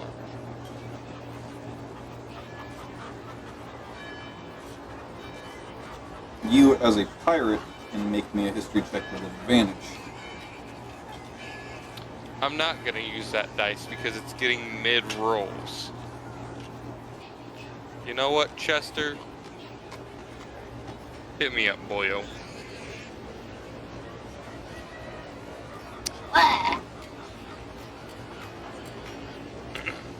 First one was a 19, second one was a 17. This is not including mods. 21 with mods. No mods. As a pirate, you know this particular mirror that it is referring to is a fabled pirate myth. It's supposedly a mirror that will link you to the equivalent of the spirit realm, but for pirates. Supposedly where, for lack of better terms, Davy Jones would take residence. And it is also a very clear window to a darker side of what most pirates would be comfortable in exposing themselves to. Uh-huh. Now that is not something I want to deal with.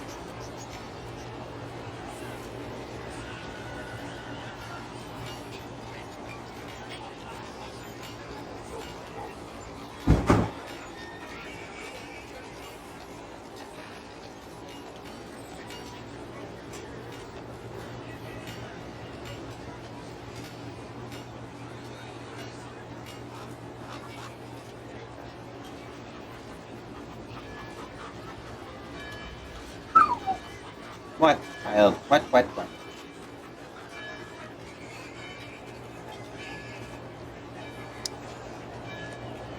All right.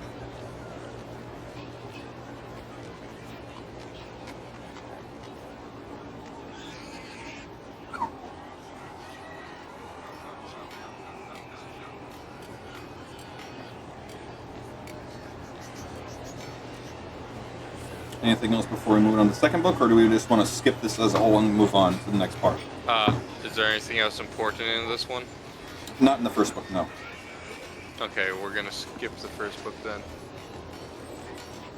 Well, that was the first book. And we're gonna skip the rest of the first book and move on to the second book. Okay. Because you said there was nothing else important.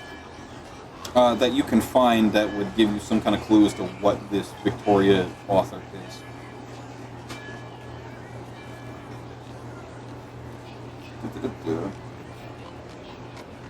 Book 2.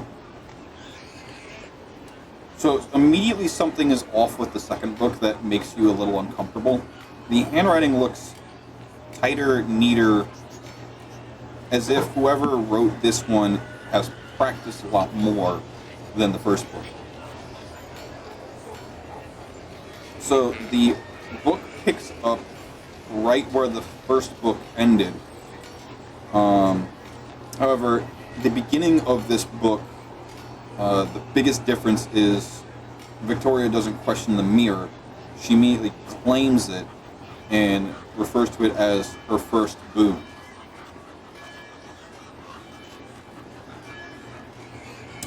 Crew entries across multiple chapters of travel are becoming increasingly more detailed. Such as Claudia now has a full backstory, childhood memories, scars, quirks, written very vividly. Uncomfortably vividly. It's almost as vivid as if someone were to be writing about themselves.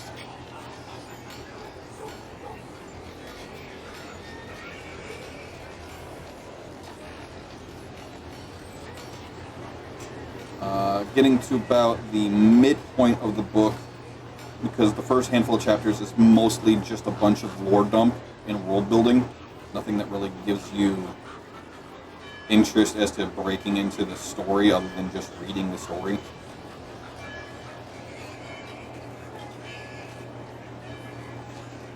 So about midpoint, you're not sure if this is a typo or not, but it's definitely something you pick up on quickly. Each line of dialogue is marked as you saying it, as far as like Victoria said, regardless of speaker, tone, or phrasing. And to the point, the pages appear to be water stained.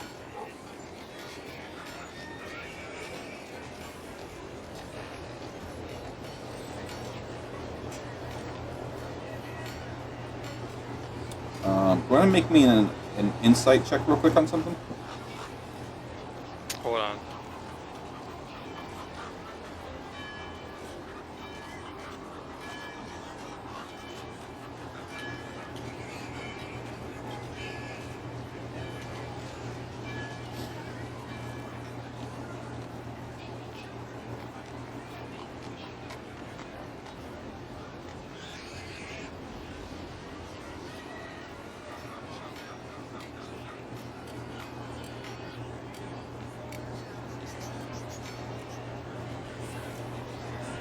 Was that with advantage or no? No, just normal roll.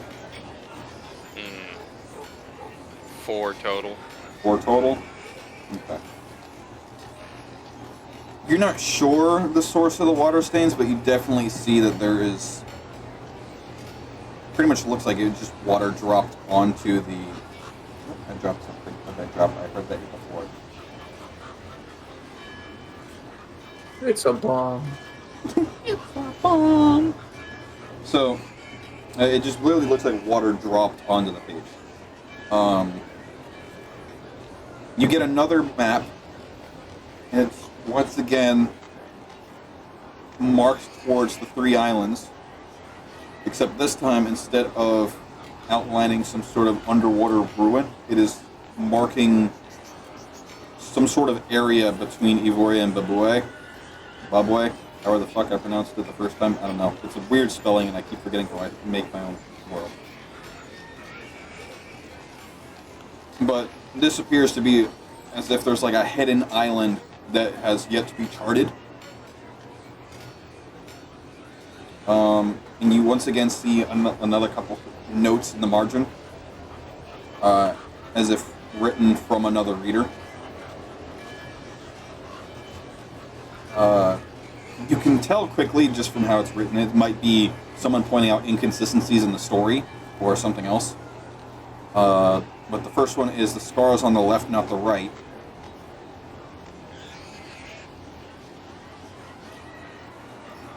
Hold on. Okay, let me ask you something. Okay. Whose scar is it supposed to be? Is it Jack's? It doesn't say. The note that is written is just the scar is on the left, not the right. Can I infer whose scar it's supposed to be? Make me an intelligence check.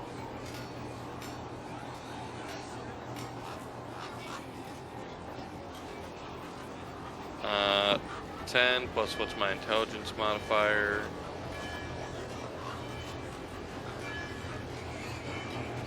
That's gonna be 12. 12. It's not the speaking character, so it's not the quote Victoria, but if you had to take an educated guess, it might be referring to Claudia. Being that her character got very well fleshed in the matter of chapters.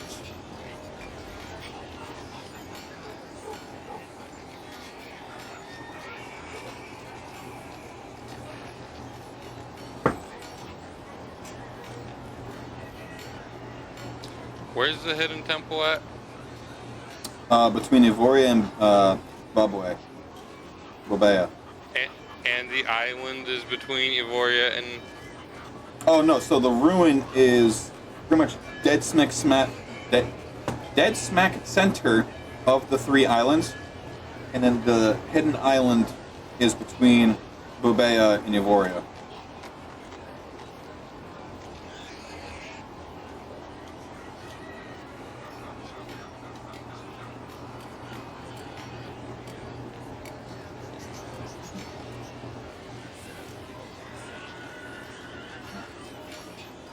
And the farther into the ending of the story that you get, you begin to notice that there's stitches of supposed family members that seem plausible to what is real to you, but it's very much obvious it's a stitched false lineage.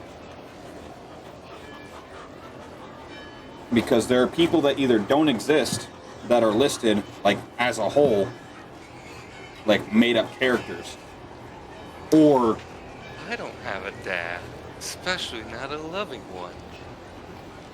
or it is just people that would not make sense to be related to you. Like, you as a tiefling should not be related to, say, a drow who also has an aunt that is related to you through marriage, being a high elf. That is also supposedly important to this plot, because plot.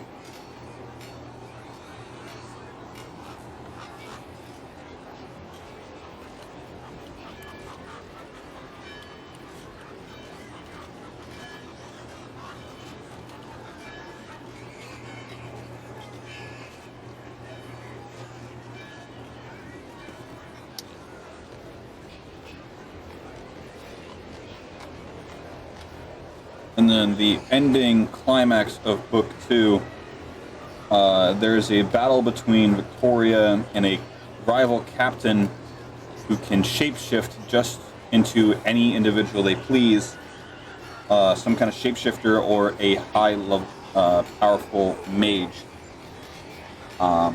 Their true form unknown, and the fight is described in very vivid detail, but the perspective shifts, making it unclear if Victoria was even the narrator at any point in the story. Because the tone goes from a female talking to a male talking in the middle of this fight.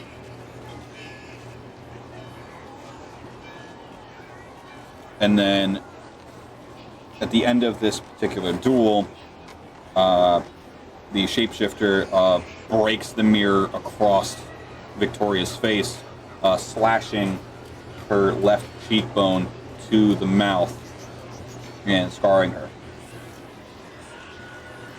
To which she then is knocked unconscious just due from the impact and is sent overboard.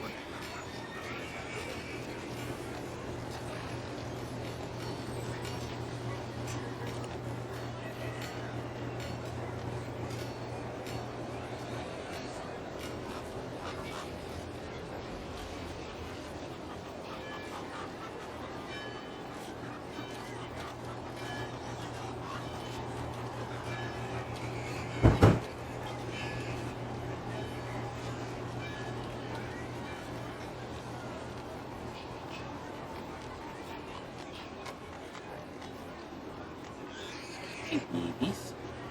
Hellos. Can you taste the sweat on my palms? I know it's very warm in here.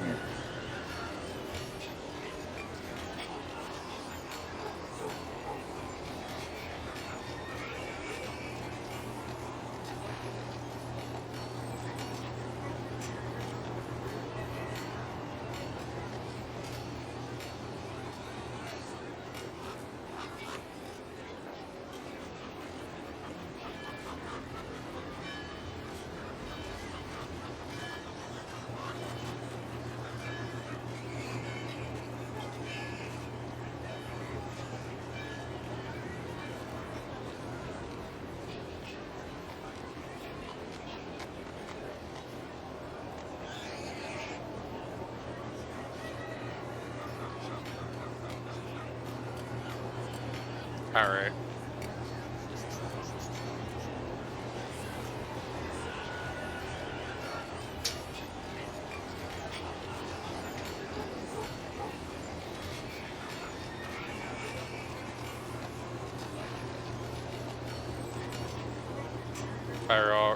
Are you there? Yep. I said, all right, I've got everything written down. I've moved it to the correct channel in crystals. Okay. So now, book 3.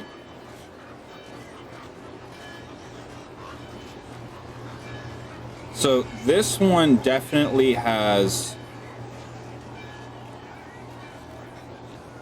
just opening the book has you questioning things because the pages look water swollen and just the title isn't printed like the first two. So like the first two, it literally looked like, say, like a printing press stamped it in.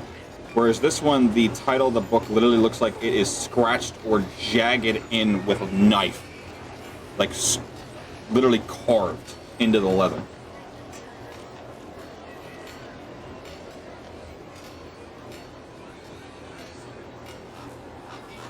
So, upon book 3, the pronouns immediately shift from female to male, referring to Victoria as male.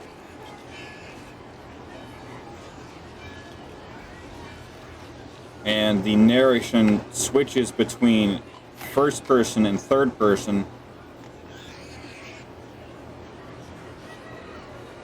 with the first person being bitter and colder, whereas third person is very casual narration.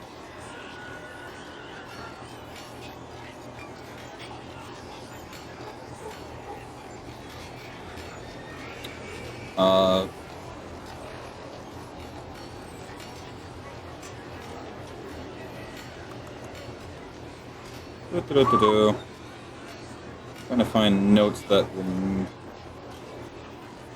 But I've got pretty much story notes, but I'm trying to find like notes that you would pick out. Okay.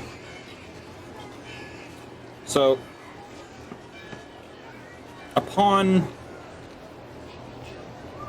being picked up out of the water, it's almost as if you are brought into some kind of underground society in terms of the speaker's perspective. The underground society is not named, but simply just constantly referred to as the family. With a lot of the description being very animalistic.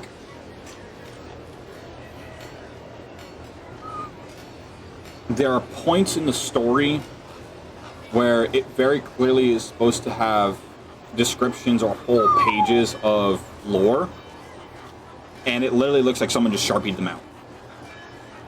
Like someone is trying to hide information very clearly. Or just blank pages altogether.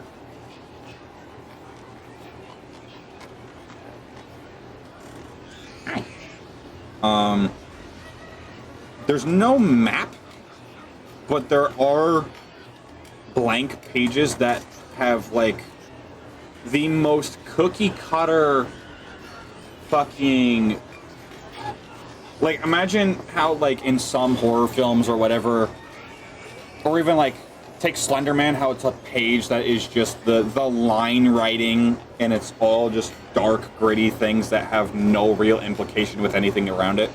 Like, smile when she does, laugh louder, don't let them see the difference. Like, more commands than anything, but just very dark tone things.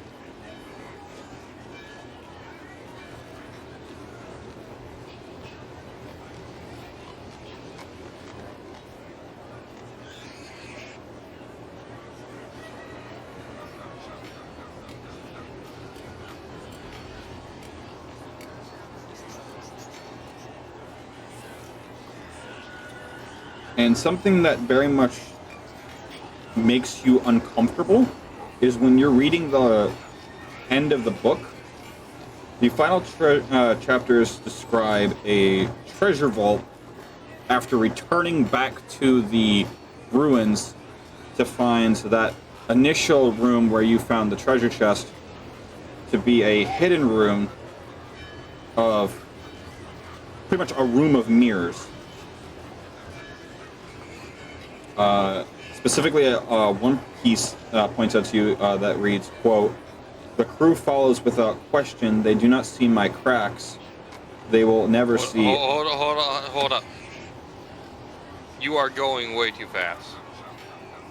I'm still on the thing about the vault. Okay.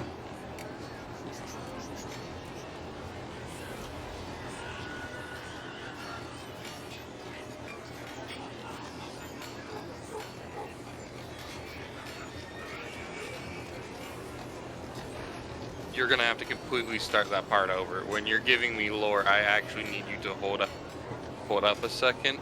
If I have to write it down, because I do not write fast. I do not care how fast the keys are clicking.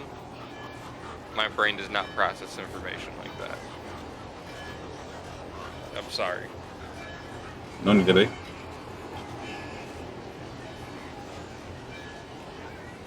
But alright. Will you start that last part over? So,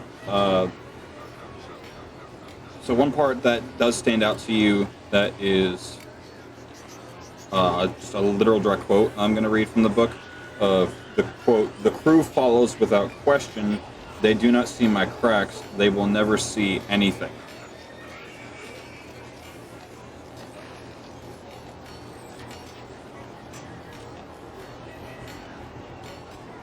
Let me know when you got that.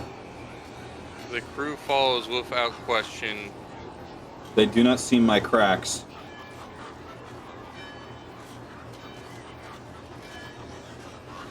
They will never see them.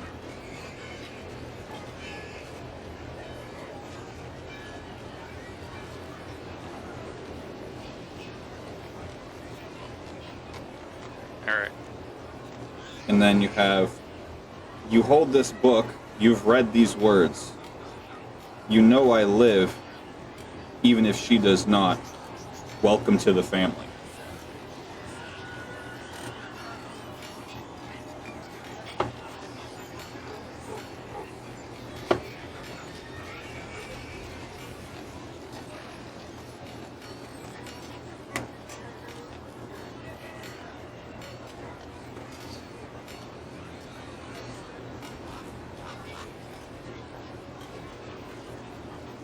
Tori's gonna start looking for Lucas. I imagine they're not very close together given the sections they'd probably be perusing. Yeah, it takes you a little bit, but you do find him, like, almost nose into the literal spread of the pages and is just reading this book of older folk music. And his tail is just casually swaying side to side like a fucking pendulum. I would like to have the stuff for what ever happens for while Lucas is doing his stuff while Victoria is reading her book. Okay. So, between you reading and making notes and writing your own stuff, about, give or take, an hour has passed. Because you pretty much speed read and tried to just look for things that stood out to you, instead of, like, actually trying to absorb the story.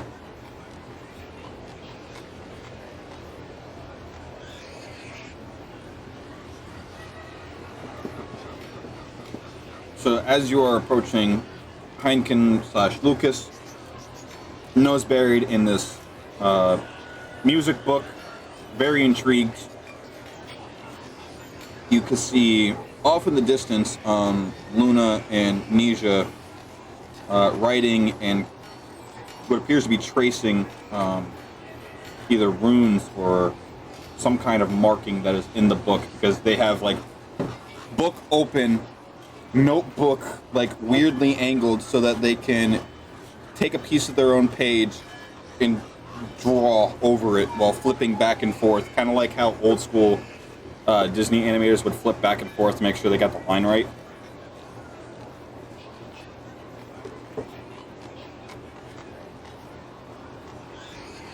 Sean, you there? Yeah, man. Alright, so you will see off in your peripheral vision Victoria approaching. Oh, here we go.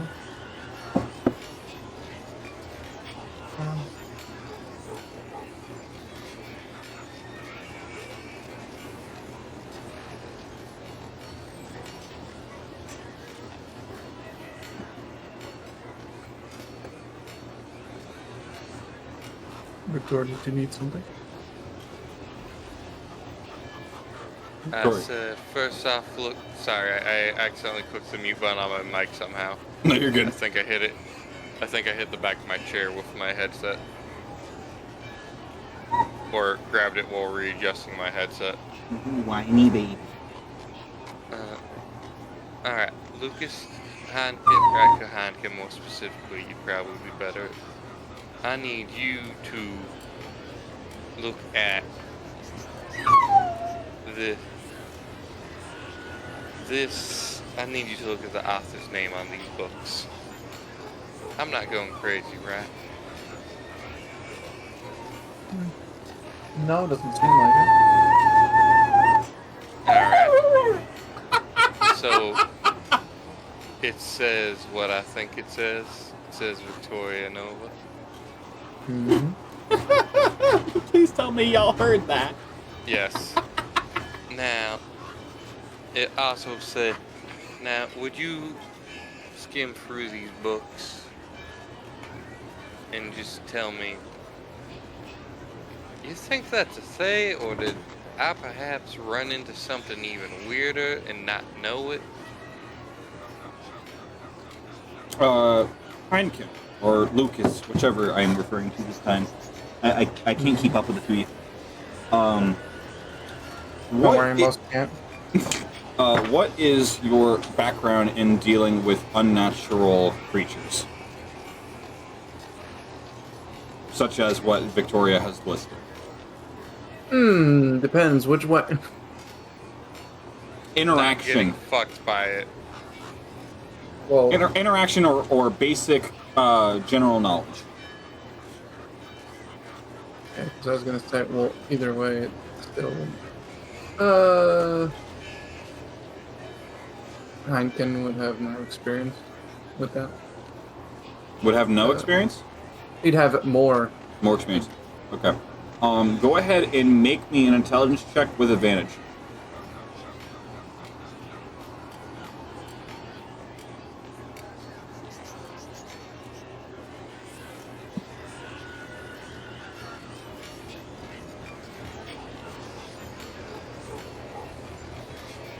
Right.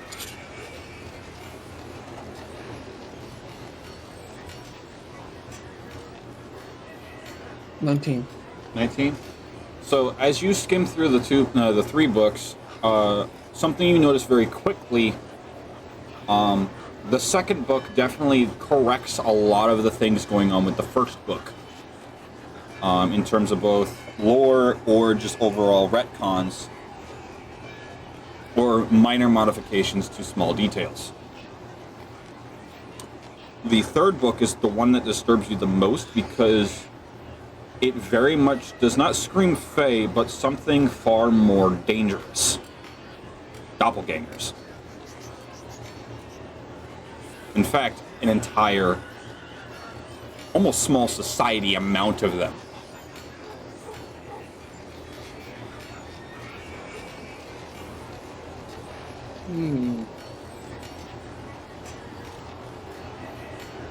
Well, good news.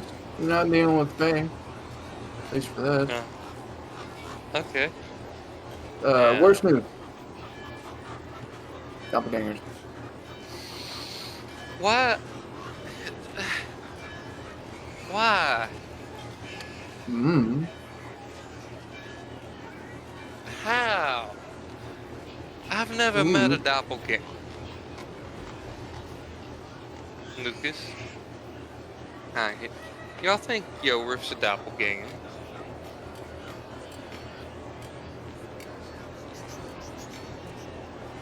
It's entirely possible. Think we should ask him at gunpoint next time? Yes. Just, are you a doppelganger? Are you a doppelganger? Spread your The butt cheeks. cat.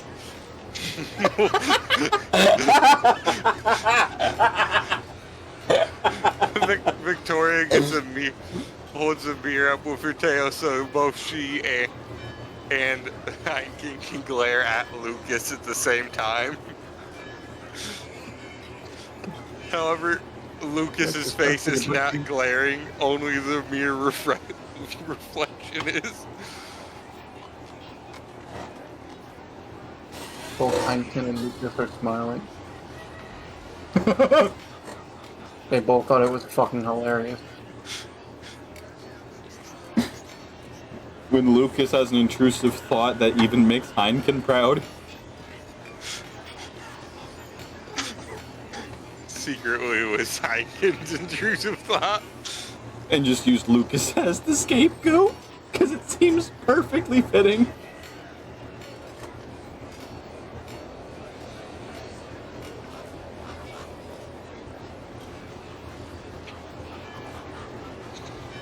But, I mean, yeah.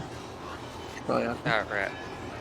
How does one deal with doppelgangers, and how do I stop doppelgangers from actually replacing them? How do we know Lily wasn't a doppelganger? Now, I am very concerned now. Fucking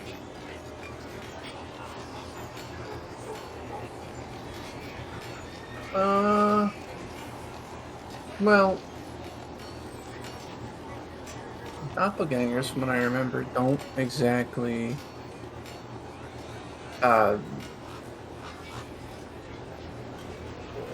copy you to a T.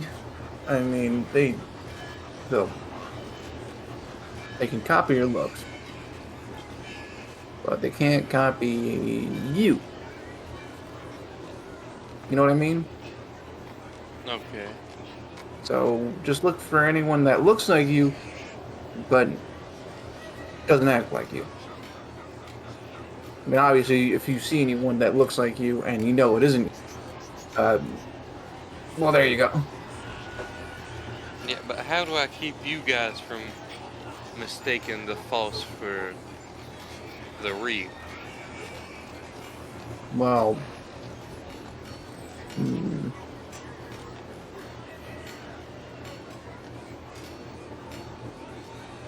well, I know.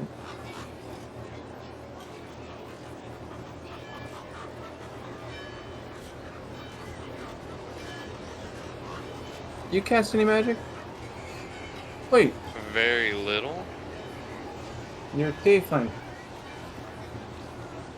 You got fire. You know what they don't got? That. You're right. As far as I remember, they don't cast anything. Kind of like a Also, side my effect. magic's actually ice based mostly. Oh.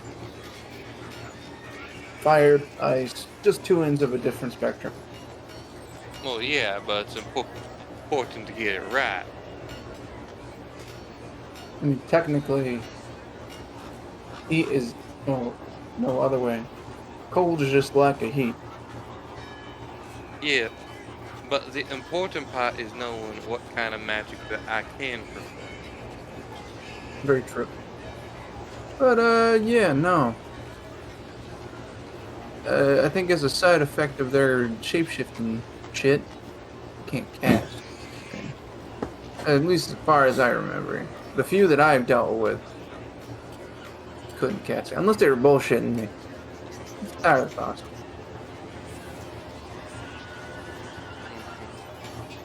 Nah. Why would a doppelganger copy someone? For fun? Game? Nothing. Because the board? What kind of gain is there from copying a no-name? But also, how did they alter these books to make them seem old? Oh, simple. Tea. They dragged it through mud. They spilled tea on it. I don't know. But Prestidigitation. wait, prestidigitation can do that? As far as I remember, it can. Oh no, wait, you're It talking can about cleanse dirtying. or dirty, yes. So I can soil someone. I can shit someone's pants. From a distance.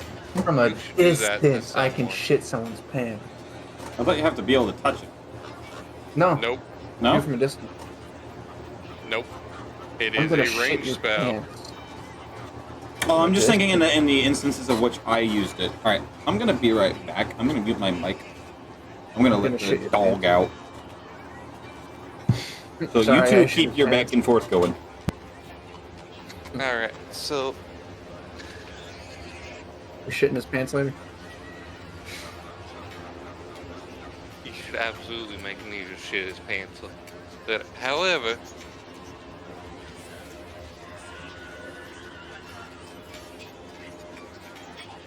how do we know that they're?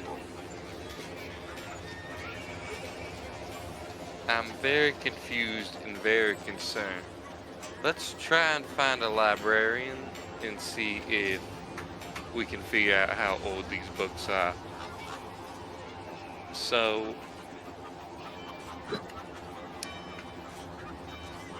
did those books make it sound to you like they're gonna try and replace me? Not exactly.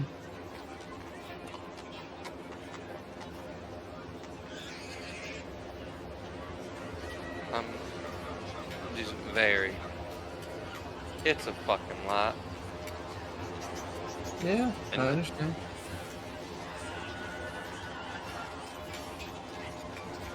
Somebody tried taking my name before. Hopkin and or Lucas. Me. Look. Heineken. Sorry. No. The people that have taken Lucas's name before figured out very quickly. He's well known in a few places. Anyway, enough of that. People have attempted to take my name. I mean, Did they also attempt to take your face or your host's face? no, but they did try to take my attire. They What? tried to take my act. They tried to take me without taking me.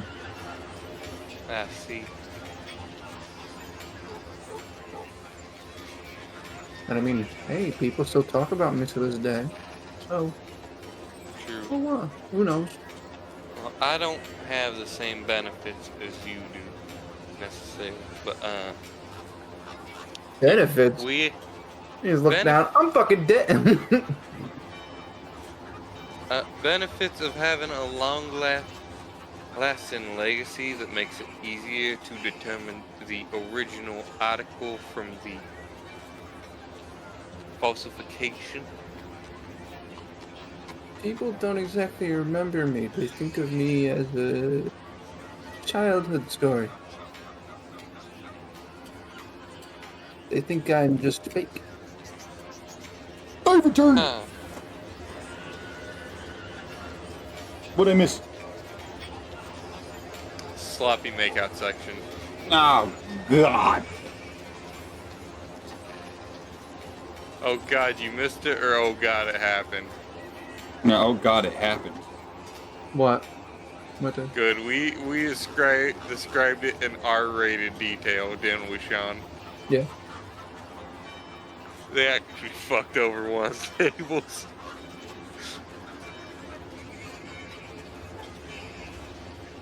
Got it all up on the wall.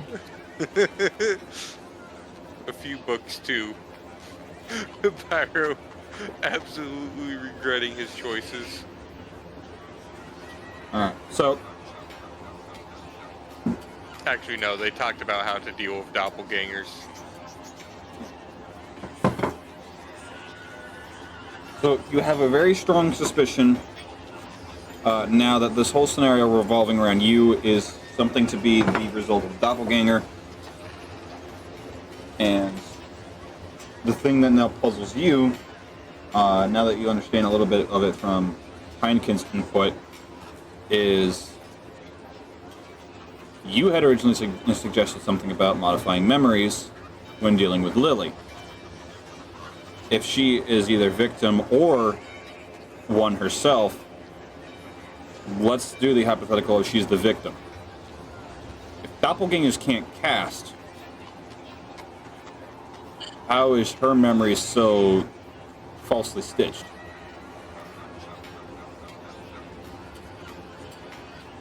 That is very much concerned. And I have a strong feeling we... Wait a minute. Hankin, doppelgangers can't cast slot. Hankin? Yes. So, how did Lily's memory get modified?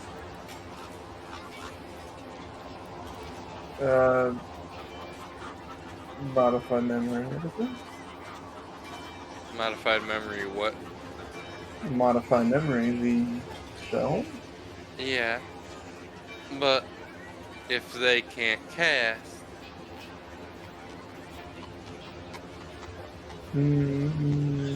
Gaslighting. I doubt they are that effective.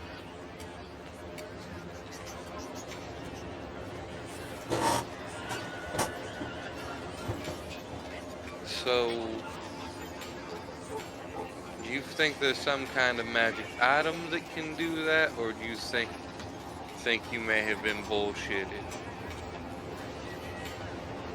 What magic item? Alright. That might be cool if we can actually secure it once we find it.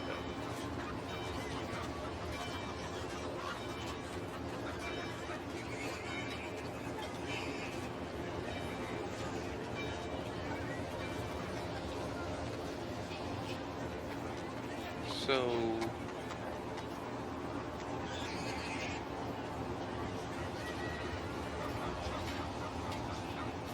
Now... Should we just go look into books about doppelgangers before we catch up to them, or should we go get them and bring them into this? I mean, you could go look into books about them. Alright. Probably best for us to look into books about modify memory then.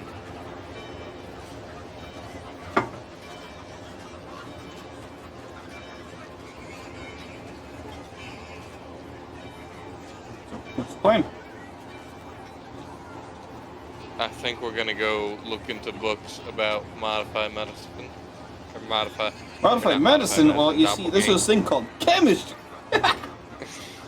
You see, it's a thing called I am the Silver Surfer. Give me your ketamine and your wallet now, or the Earth will die. I can only do 12 boxes of crack rock cocaine vial. Okay. No, we're gonna go look into doppelgangers. So are you doing modify memory first or doppelganger? Doppelganger, I think. Right.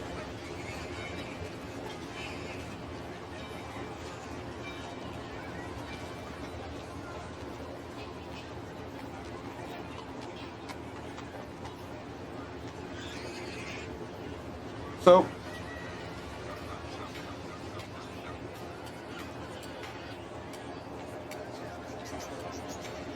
you do find a handful of sources just from surface level mythology and folklore to more of a monster hunter's perspective.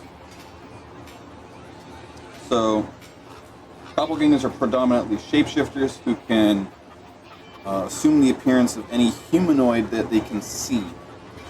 Very opportunistic. They're predominantly spies or assassins. A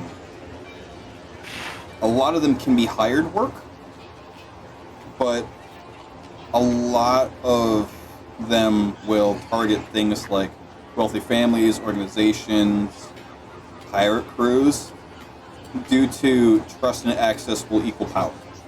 That kind of mindset.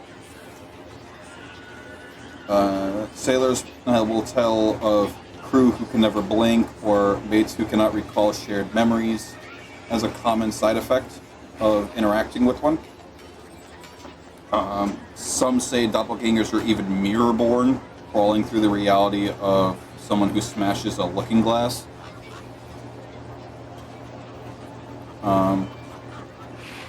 Others will even make doppelgangers noted to be failed copies created by forbidden rituals, like cloning or simulacrum.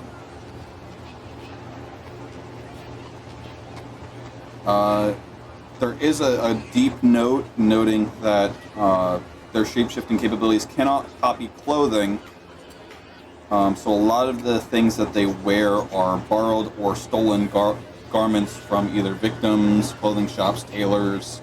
They can only assume the actual physical flesh and blood form.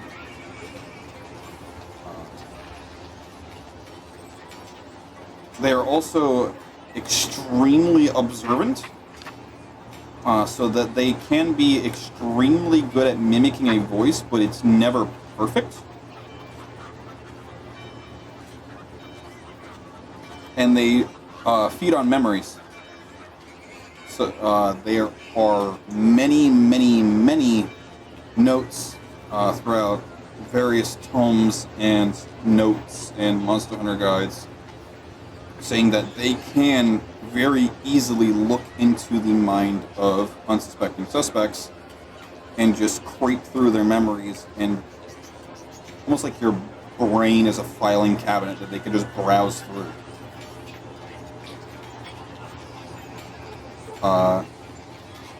Hankin, is this part real about them being able to read and look through people's brains like it's a box of files?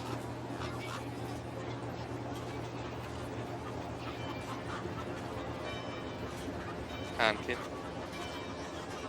Yeah, I'm listening. did you hear what I asked? Hmm. No. I think they know they can breed.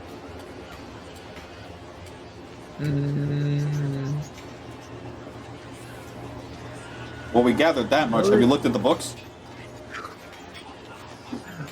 No. That means that they can write. Fuckhead. I believe they can read, what your surface, though. Like, oh, this person's really angry, but they're trying to hide it. Okay. They could read that. But they can't read like my personal inner thoughts, right?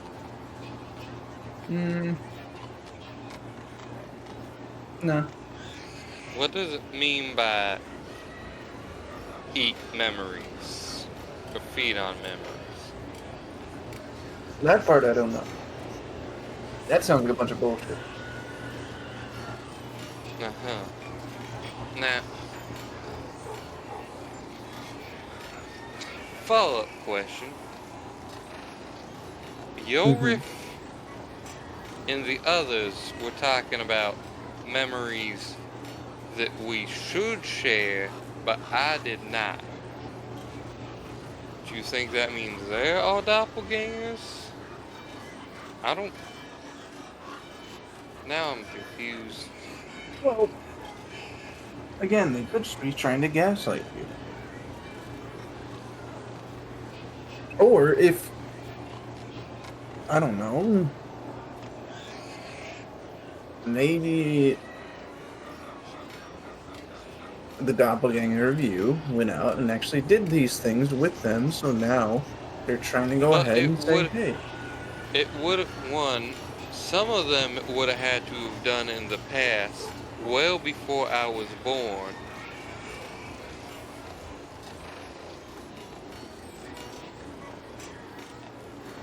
Wait a minute, that blizzard Lily was talking about.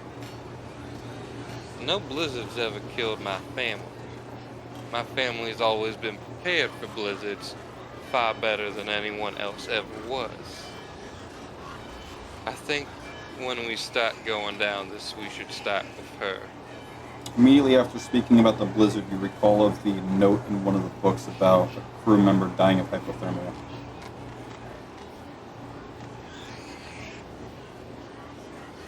Lily's a doppelganger.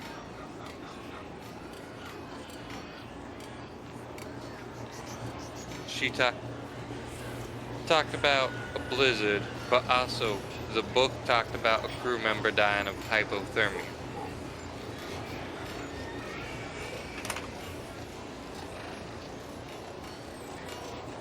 I did not know anyone except for Cousin Larry. We don't talk about Cousin Larry. No one in our family, except for Cousin Larry, has ever died of hypothermia. And that includes, well, I get, would one die of drowning or hypothermia first when plunged into an ice-cold river trapped under the Hypothermia. wreckage of a bridge? The cold will hit you before and will shut down your brain due to initial shock before you drown.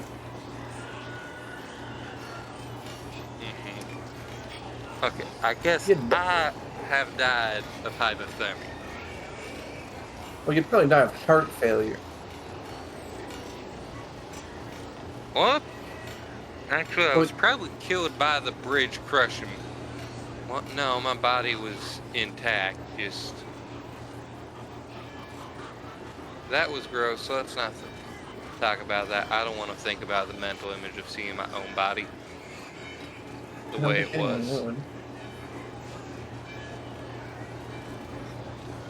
Also, it's weird that we both had it in common that we have both been ghosts. Or well, you are a ghost and I have been one.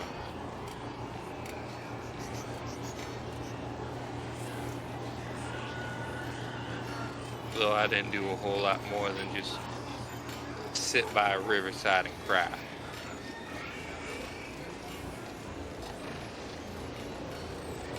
I was sad by. I was sat outside the temple for a good few years, worrying about if anyone would actually take my loot. Okay, the instrument or your stuff? The instrument. But then I got over it.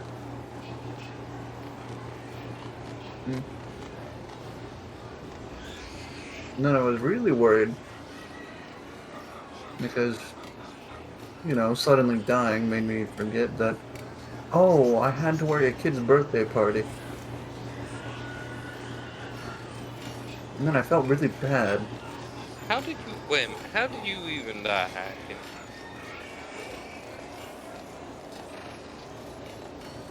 To be quite honest, I don't even remember at this point. I know it wasn't violent. Alright, but I think we should start with Lily. Let's finish reading, and then look into some modified memory. So returning back to your reading,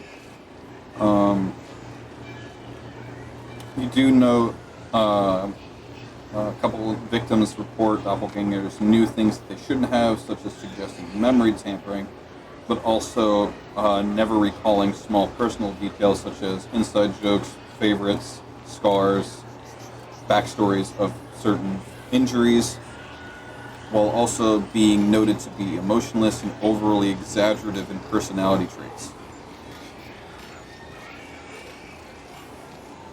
Uh-huh.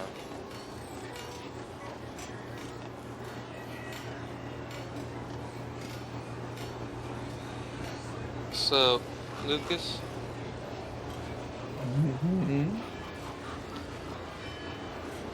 any of this sound kind of like Lily to you?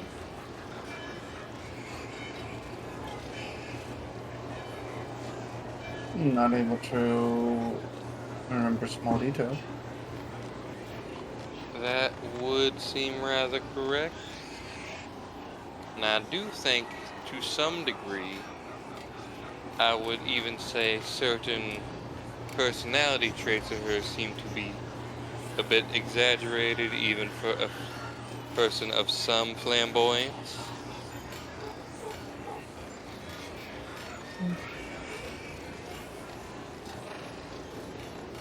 Like the way she just laid and posed there in the hallway. Actually, it was on the side of a boat. Okay, I should go back in time and push her off. Fuck, I thought. I just think the fucking scene with the monkey in Cloud Have a Chance at Meatballs. Shove.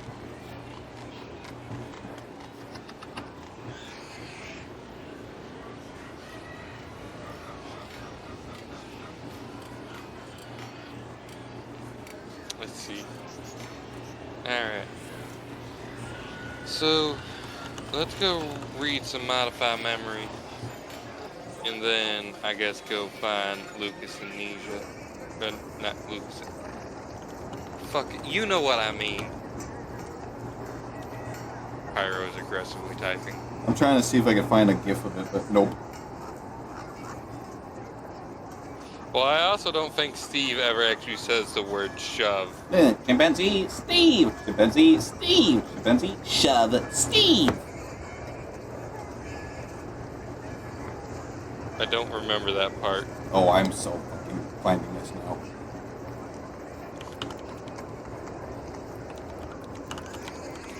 I feel like it had a little show for a minute because you know how a lot of those movies were in the mid-2000s.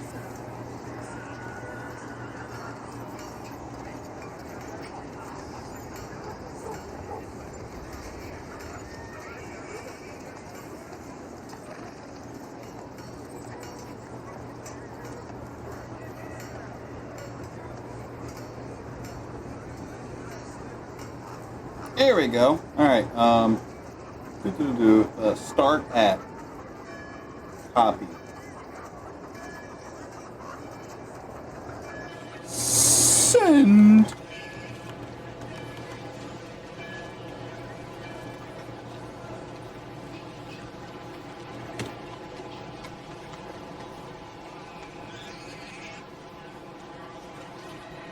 Alright.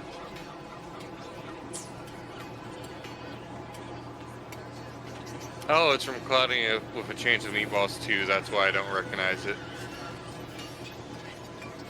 There's a leak in the boat. Points to a leak.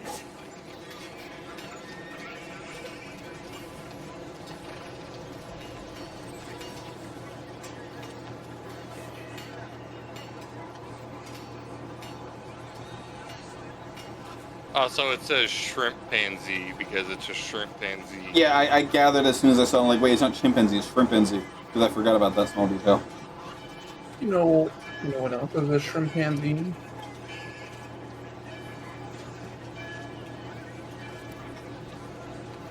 I'm not, if I asked you. Alright. But, Okay, so after that, you're going to the Modify Memory Magic research. yep.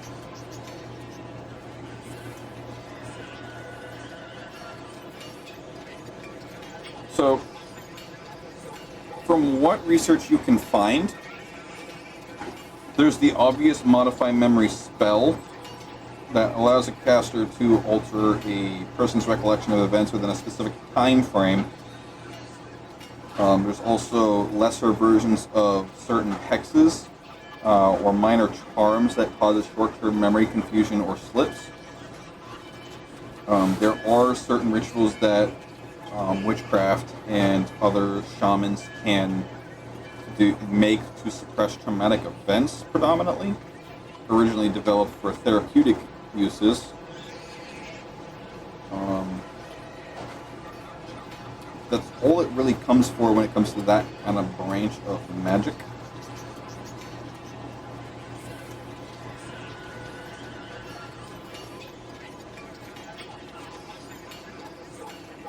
Huh. Alright, that is not confidence boosting.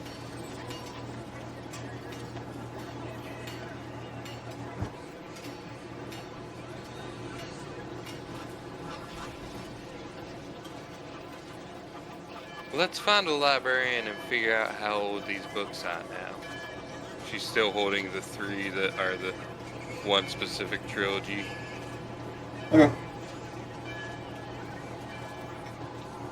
Also, I imagine the library offers some kind of bag that belongs to the library, so you can just carry around multiple books easily. Not that you've seen of so far, you've actually seen multiple individuals carrying a literal stack of like a dozen books and struggling to keep them.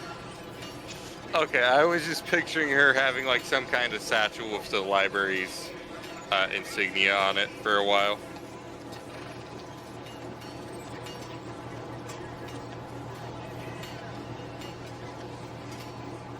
Okay.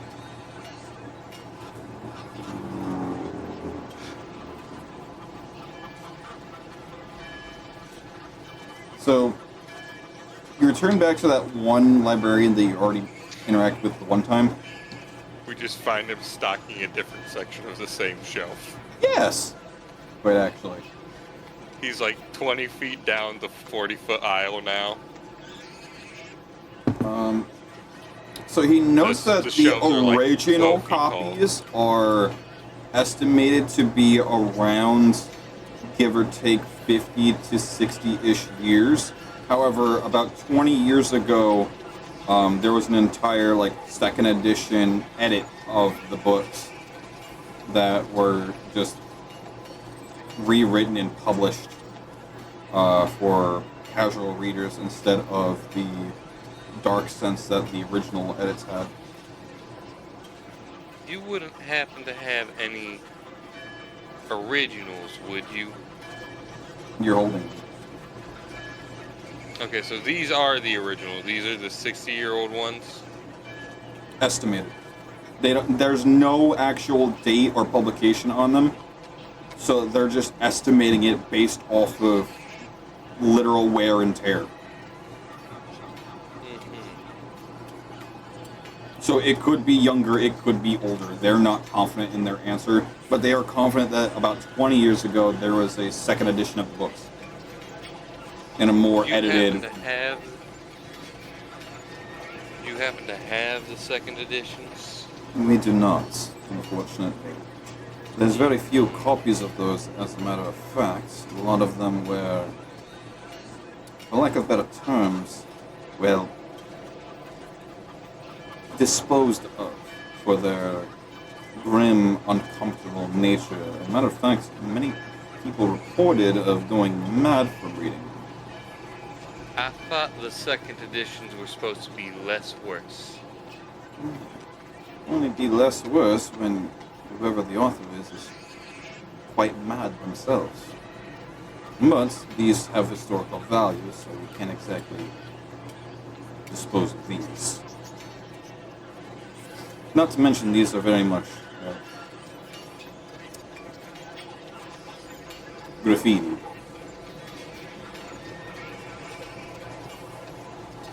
I see that.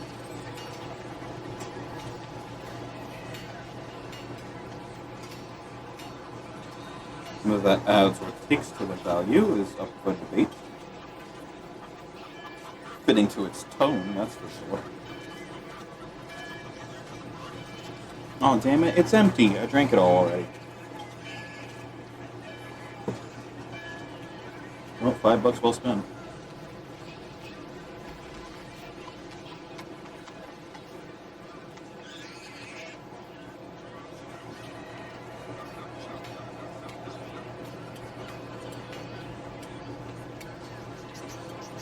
Alright, so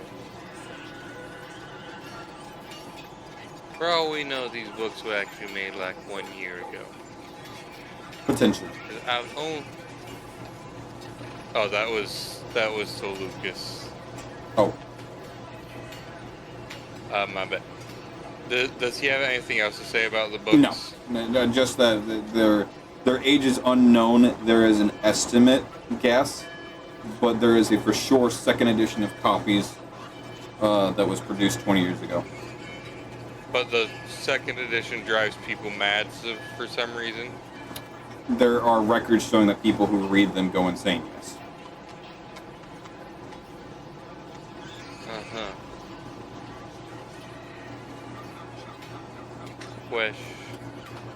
Question. Might have an answer. If I wanted to specifically research these books, but ensure that they are not in use by someone else later in the day or later on, is there a desk where I could have them set aside so that I could come back and check them out later? Unfortunately, we don't have any Check them kind out of again policy or a guideline to setting certain books aside. The best thing I can offer is just make use of what time you have with them while before anyone can obtain them again. However, I will note you are the first one in, I believe, since I've worked here, that I've found individuals looking at these specific titles. Lots of people avoid them if they know the title, or just simply overlook it.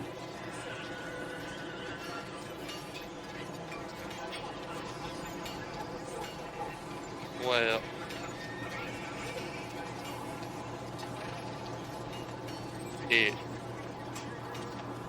it is hard to explain. Quite easy for me to explain.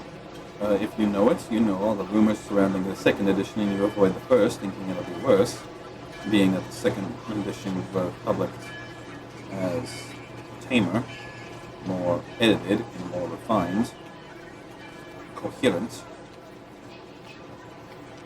And well, a lot of other people just aren't really into fictional pirate stories that seem all too real. I will admit you're braver than I am, because I wouldn't dare touch them. Aside from putting them back. Okay, thank you.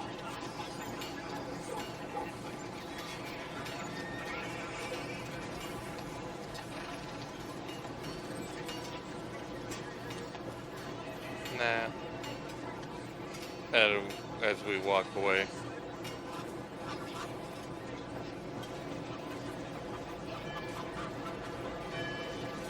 Then he waddled away, waddle, waddle.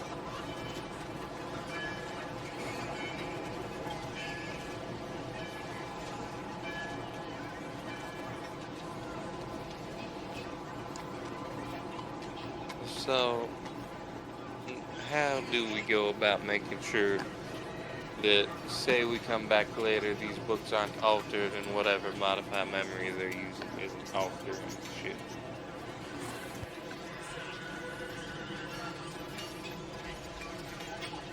To be honest, I have no idea.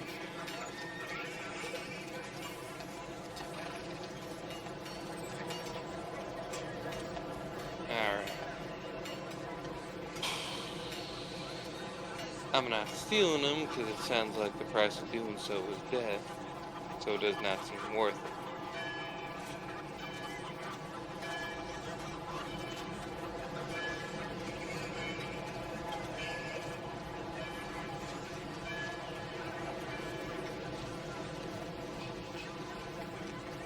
But I suppose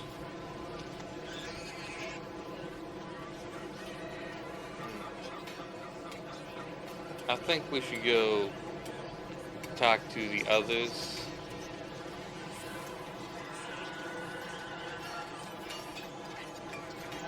Agreed.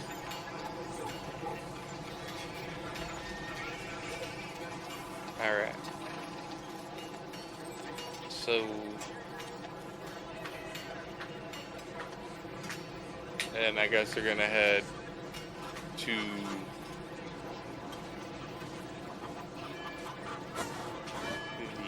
I guess you're gonna head to find the others.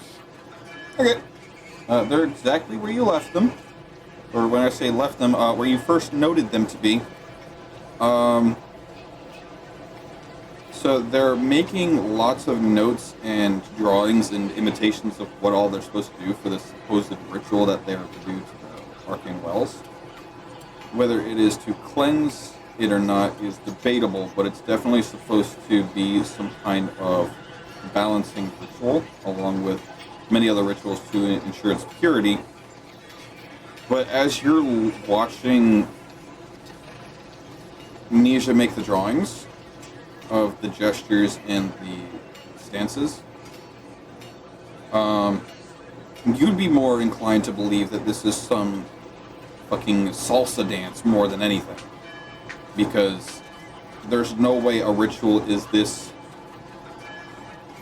physically involving. Holy shit, he's doing the tango. This is a weird ass. Well, I'm sorry the donkey was inbred. This is a weird spell. We're ignoring that? Okay. Yes.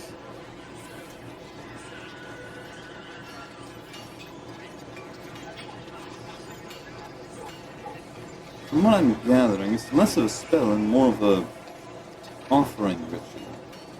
I don't want to Alright. miss out on anything, but there is a concerning amount of rituals that they used to perform for these wells. Which one does what we need it to do? It's just a matter of using common sense in the process of elimination, and from there, whatever's left, we'll try that once we get there. So far, we've found 8 different rituals, but only 2 of them seem to make sense. Something I would like to note, why they invented such a thing, I'll never know. But they also invented a self-destructive ritual that triggers the arcane well to overload itself. In case anyone attempts to use its power for wrong. Yeah, I don't think that's the one we want. I mean, it'd be pretty funny if we did. I can't tell if that's Lucas or Heineken.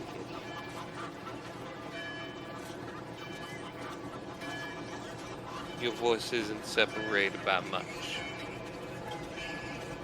Yes, I know. That's for a reason. But I assume it has something to do with the fact you two share a body. Well, I could change his inflection to match my natural cadence, but I don't feel like it. Lends plausible deniability to both of us, not to him. It's mutual. Yeah. Okay.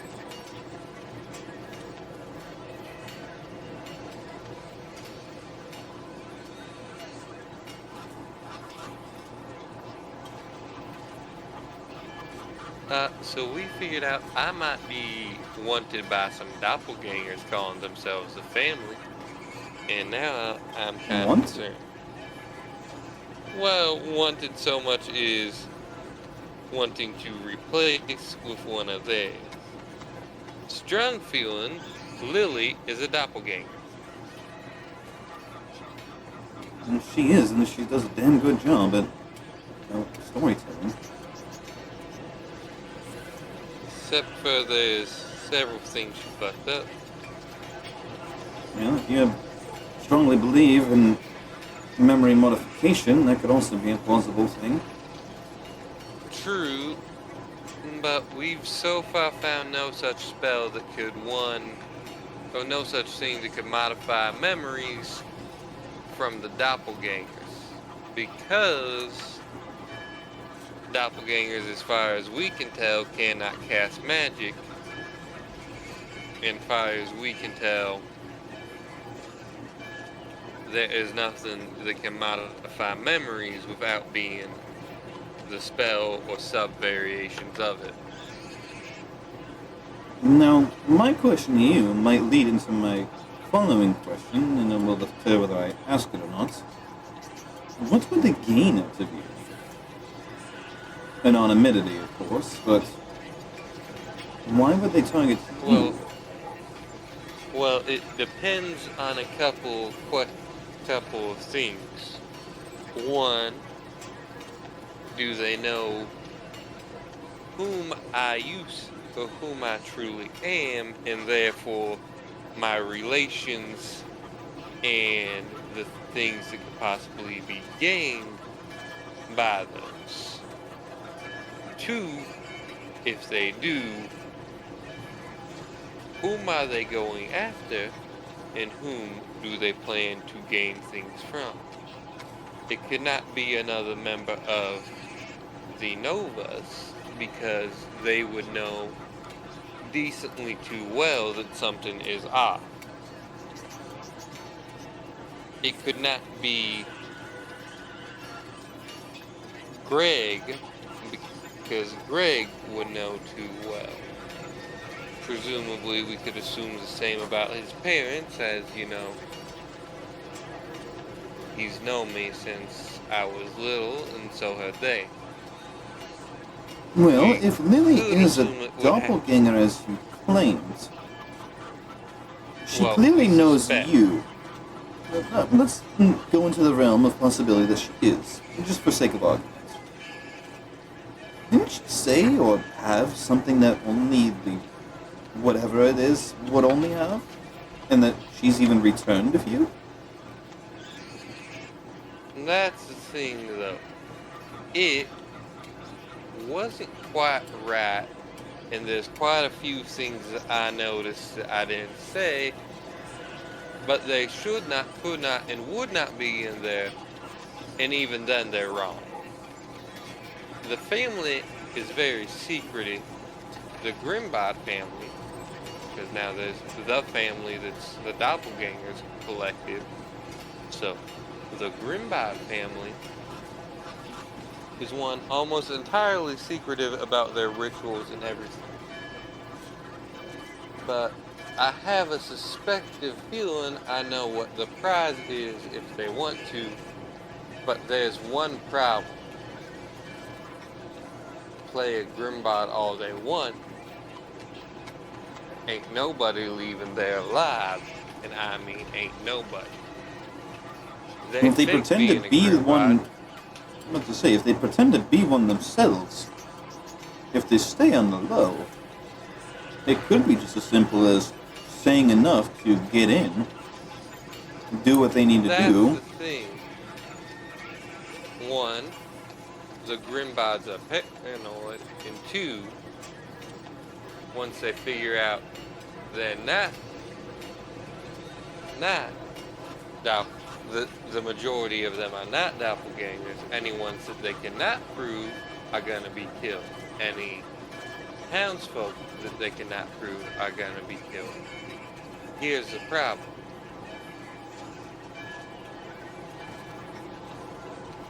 If their prize is what I think it is, sure, they could easily talk their way into. Almost every family member has or can access it, but not every family member has access. All they need to do is bring some strange magical item and be like, hey, I randomly found this.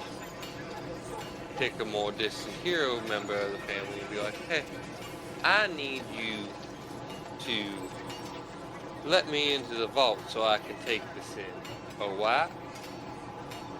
I don't have access. Because they're like some third cousin twice removed, or someone who's only partially related because of marriage, but they're still considered kin, right? Meaning, But they recently returned several items that were supposedly stolen. that wouldn't be in the vault. And two, who's to say that she did actually and was not just lying so she could make it less suspicious of why she had them?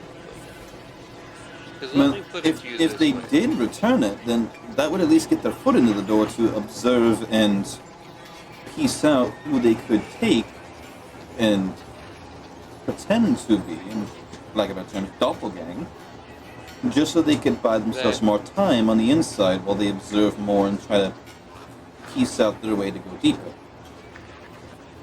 That is true. But I have a feeling the prize is the family vault. But here's the thing. That was made by the good old alchemist, whom I told her about. Well, she's not getting anything past him. If she disguises herself as someone and runs into him on sight, he's breaking her changed form, and he is going to torture her until he finds out what happened to his kin and then dispose of her. But there's the other Doppelgangers' thought we had. transformations can be discasted? Hankin? Hmm? I always assumed they had a true form. Well, they may have, but you mentioned that the true form would be revealed, like as if it could be discasted. He's an ancient, actually. He's old enough that he might actually remember the founding of the Christianity. He's also old enough, for all we know, he could be some member who left long ago and fucked off and became a servant of the god of justice. Correct, but is he powerful enough to modify something that is innate? Such as your ability to cast ice magic.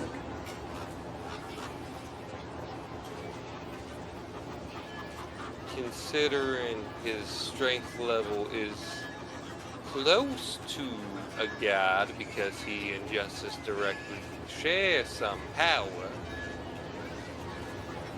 I do not know. And she just shrugged. However, I was not born with that innate power. It was activated upon some alteration of my body by the devil whom my deal is with. Although it is something that is lineage magic, but my traits for that magic were dormant and not active. Well, it's something to think about, at least. It's by no means But- peace of mind, but it is at least something to think about, should it be or be not. Yeah, but the chances of them running into him, slim to none. What if they want to be found? If they would want to be found by anyone but him. But No, the like say question they is willingly why? wanted to find him, or they are actively looking for him. Well, I suppose that begs the same question. Why? They're not going to be able to copy him. And as far as anyone is aware, magic that alters his mind or tries to control his mind cannot and does not work on him.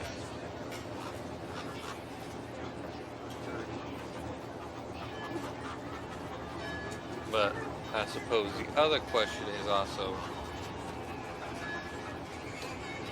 I suppose there's the other thing we have to consider. Doppelgangers are supposed to not remember shared memories between Y'all remember that first ship we were on? The one with Yolva. Yes. I have a strong feeling. I don't think I ever knew the actual Yorick. I think because the things he talked about that I knew were the people, but not the events. That whole crew might have been replaced with doppelgangers. Actually, it would make more sense that after I left.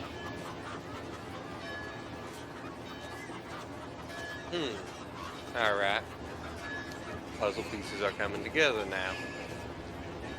If you can see the Lily. grin on my face right now. Lily said she was part of Yorif's crew. Yorif mentioned to me things I did not remember. I told Lily how long, I said about 1 year ago, right? In game. In terms of what? When Victoria got thrown off the ship and ended up having to swim back to shore because they weren't very high up in a firefight. I don't remember the exact date, but it was mentioned. I do remember that much. Let's say it was 1 year for purposes of we forgot to write that down. Okay. So retcon and errata. Okay. Victoria had only been with a pirate crew for about 4 years total, from a little after 18, and I mean a little after month-wise, to literally when she disembarked from that ship she was on. So, I think I understand what happened. 1 year ago, right, I got thrown by the lady known as Pagan Maker. She was attempting to throw me out another ship, right?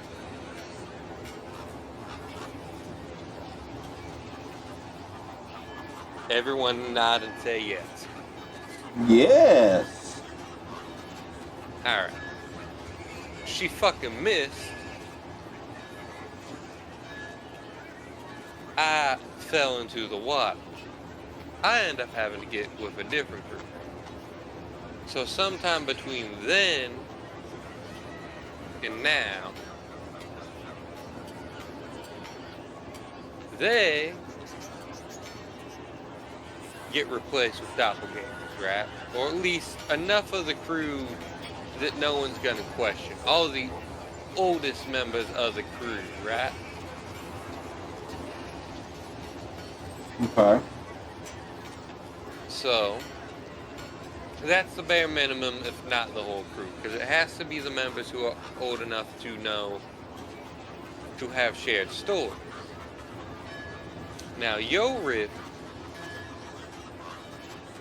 knew of Jack, which is why I joined up with his crew. He's kind of the one who led me down the paths I needed to get the information I have now. So, we can assume Yorif has definitely been replaced. Because he made up stories I did not remember. We can assume the people that backed up Yorif did. They'd have something to go off of for my face, because Yorif had seen, or they would have seen, the imprint of my face in the door I was thrown into, also by Pagan Maker. We're not going to talk about that. They'd have enough of my description to be able to describe it to one of the doppelgangers so they can make a near perfect copy. We can assume they've got the face, the horns, and everything like that right, but rolls up her pant leg all the way, or most of the way to review. How much you want to bet? Only from where visible down is the rat color with the rat coloration patterns, showing off the fact that her leg is, or her lower half is a different color from the rest of her body. Actually, something everyone in this room would have seen because of fucking, not Minea, Petra. Jesus Christ. I thought of my favorite spell slinger from our party so far. My favorite prologue spell slinger. My favorite spell slinger of our current party is Lucas. You only need Fucking slime, Jason. bit. Well, okay, hire him then. Lucas is my favorite slut of our party out of the 3 sluts we have in the party. Or have had in the party. But, so, he, them, and whomever this Lily are at, I'll replace. I don't remember Lily, so we can assume she was the first one replaced, having left Yorif's crew before I came.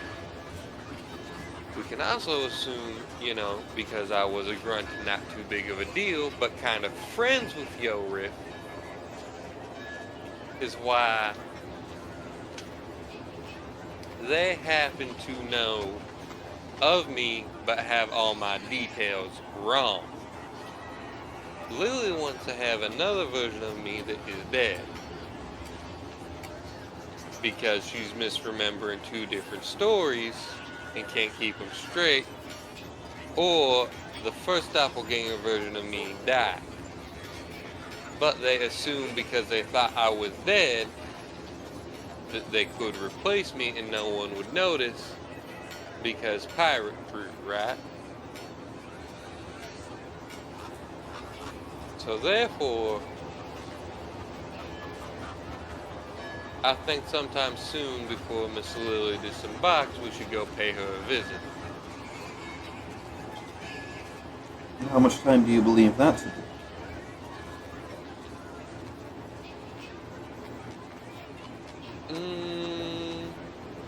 It's a large-ass ship, and I can safely say we should probably assume at bare minimum 25% of the cargo is for this town. It was probably a couple hours ago that we disembark now. If the cargo capacity of that vessel is what I think, we should probably make way soon, although we does not necessarily require all of us, but perhaps a man who has weapons that would be hidden if I did not mention them, and a man... I'ma stop talking when we meet new people, okay?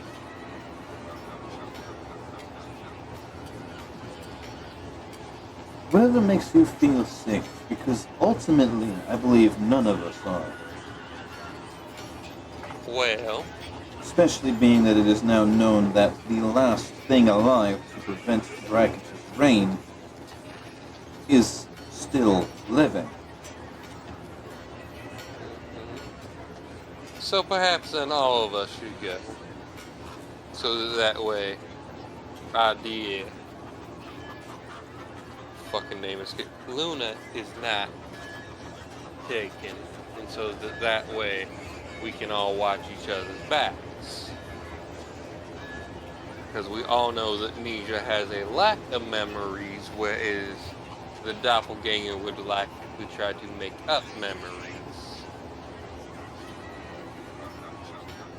So I say for Nisha, if we run into 2 Nishas after separation, we could probably safely say the most clueless one is actually Nisha. Pretty confident I can tell which one is myself. Well, yeah, but I'm talking about the rest of it. Well, actually, all we need for proof is your chain. There you I'm go. sure they You can caught on copy quickly. the tattoo. Well, they can copy the tattoo, but they can't copy this. And just summons them and retracts them. No, no shit. And they don't know what the weapon looks like to try and do something with any kind of sleight of hand.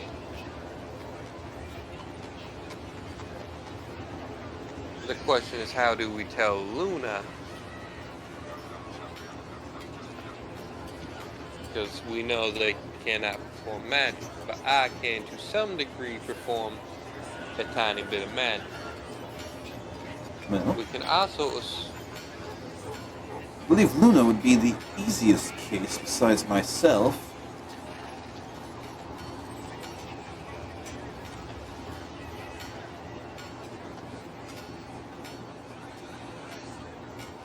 Am I really the only one who noticed this?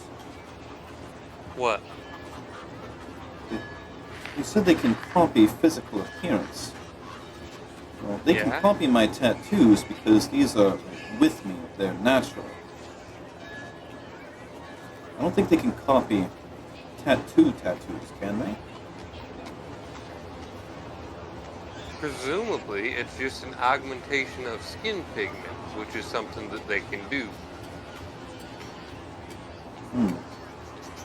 Well, in this regard, what I I was going on assume- about then. I assume the shape and exact art might be off, but I've never looked at Luna's tattoo that quickly, and I don't know how quickly I can memorize it. Meanwhile, But that's while all. she's like still like tunnel vision working on her notes, It's because it's not a tattoo, or at least not predominantly.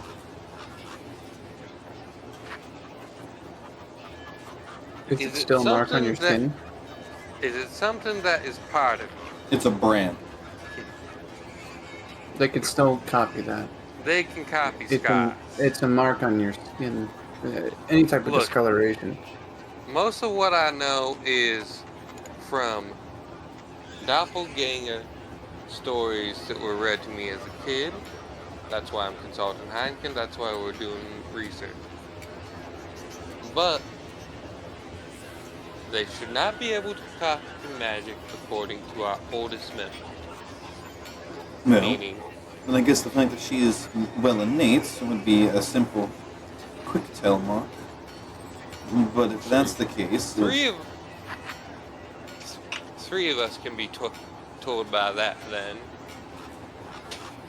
well, can't all of us? And Because Heineken can cast magic to a specific level. You can cast magic because you're with it. You've got my chains, and Luna's, well, literally born with it. We're all, in I some guess degrees, your chains would magical. qualify as, I guess your chains would qualify as magical, but they were not magical in the sense that I was thinking of it.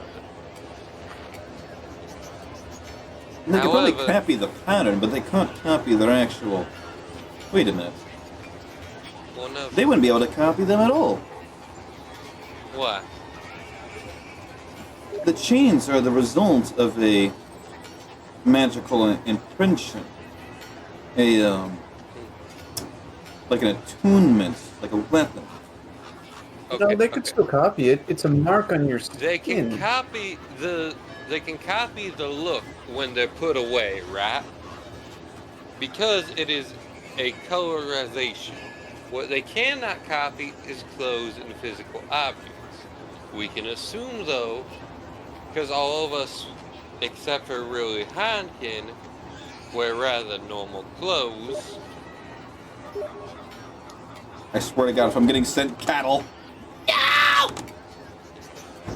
We can all assume that because three of us wear relatively normal clothes, that finding a close enough match would not be a problem. Ninja's cloak, coat, Ninja's vest, his pants, his boots, his belt, his undershirt. They're not impossible to copy. The exact details might not match, but which of us would know from looking at a distance that the vest now has Oh God! 300 Fred count versus 200 Fred count, right? The fact that my But that's not jacket the is a important 1 of part.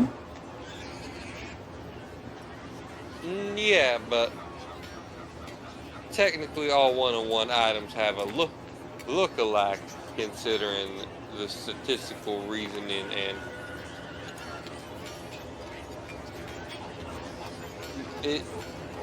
they'd be able to either make a simulacrum fast enough that your coat would, one, have a cheap copy, or two, they would work an effort to get things that can be taken away from you to identify you from you.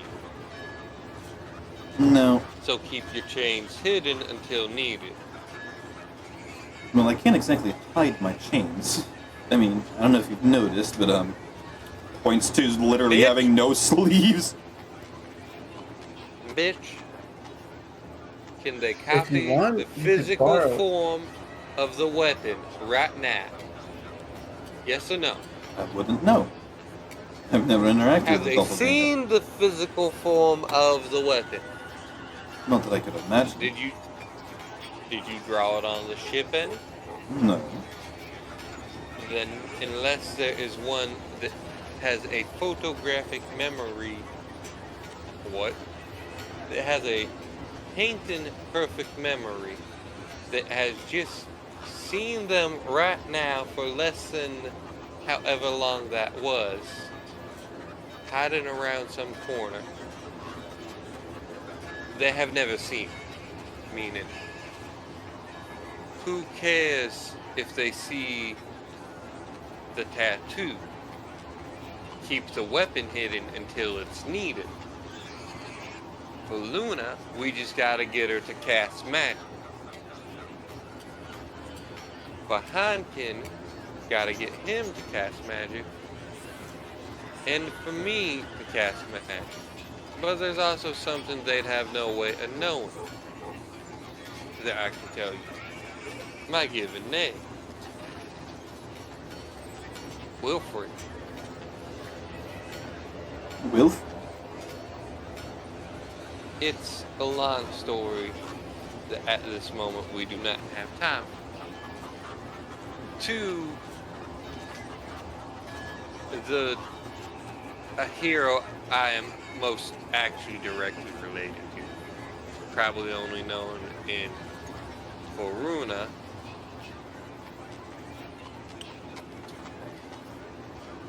but you know, a hero nonetheless.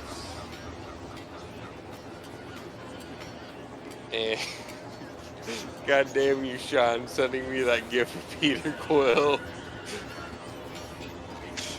Hey, Star-Lord! I can hear Chris Pratt in my head. But What?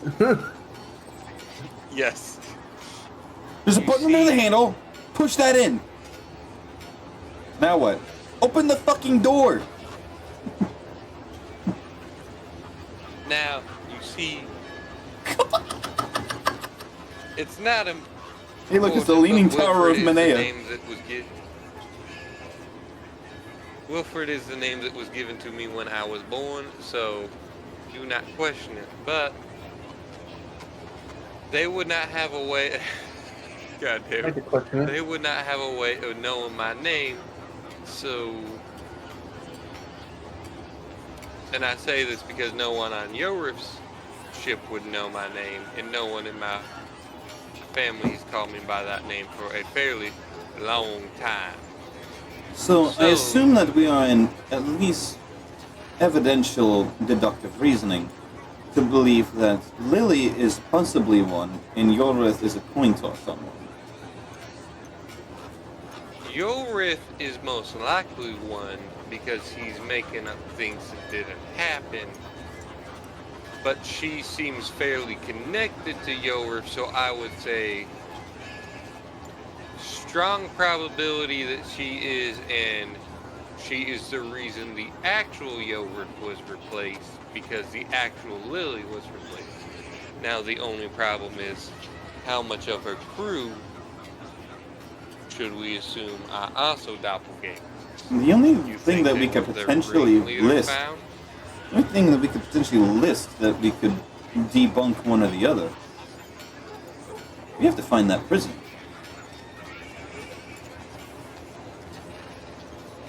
What prison?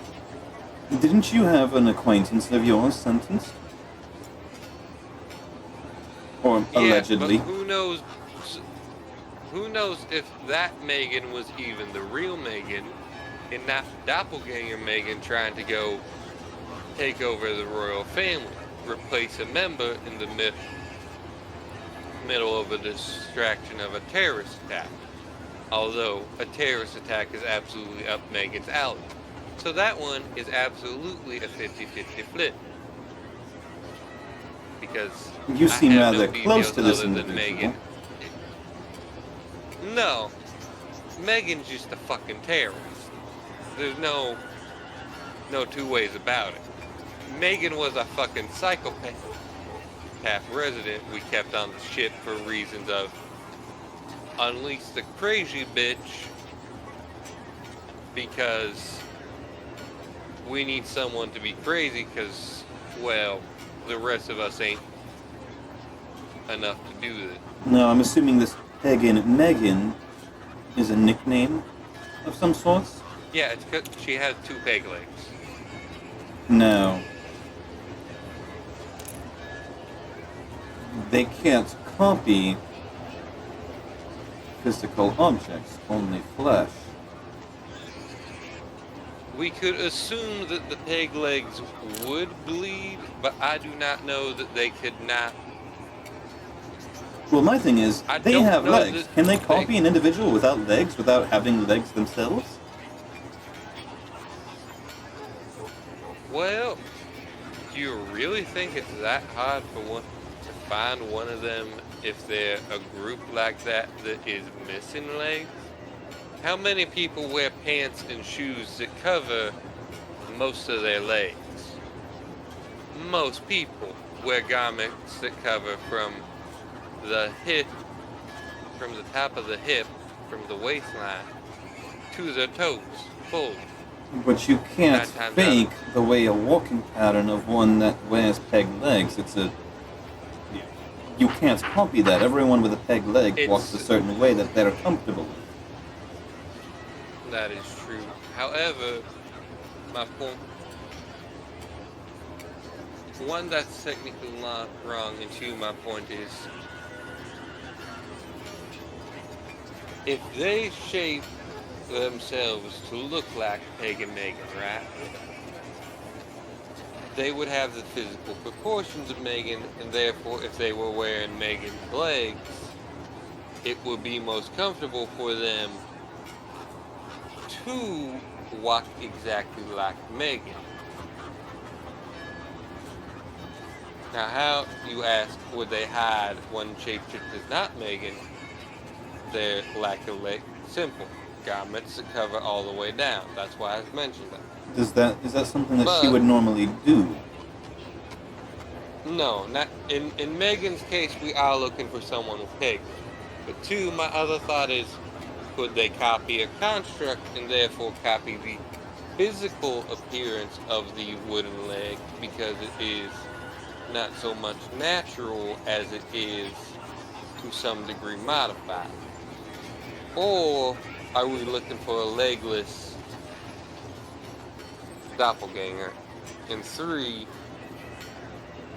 I said for numbers. So, 1, supposedly doppelganger Yower is the one who mentioned to me that Megan was in jail.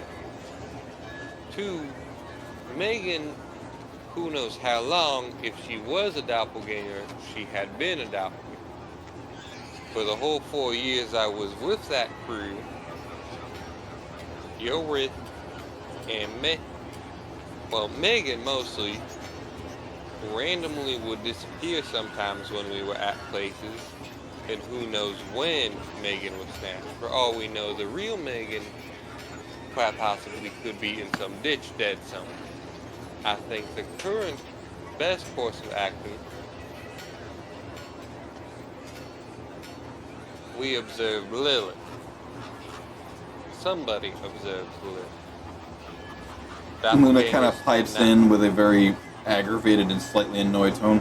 If we're so concerned about how and why don't we just ask them themselves?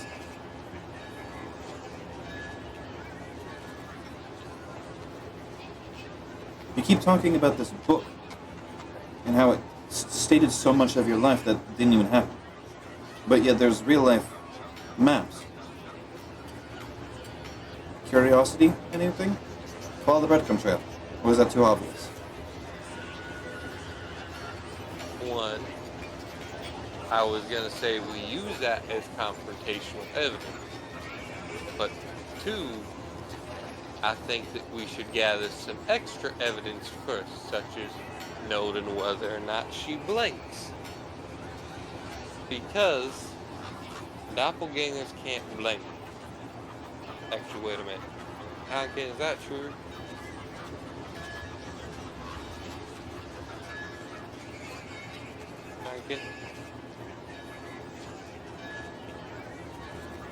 I slowly go Also separate Pyro. directions. I'm falling asleep. I need to go to sleep for work. No, you're fine. I'm just going along with until someone says, just cut it.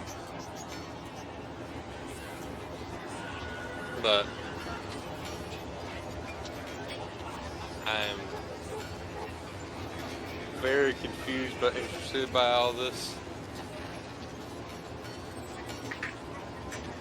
And I will be very disappointed if you somehow turn it into the player character Victoria as the actual doppelganger. No, I'm not that fucking sadistic. I would also gather to say that that is stupid. Alright, you guys have a good night. Okay. I am gonna go to sleep. Okay, bye-byes. Who would know? God.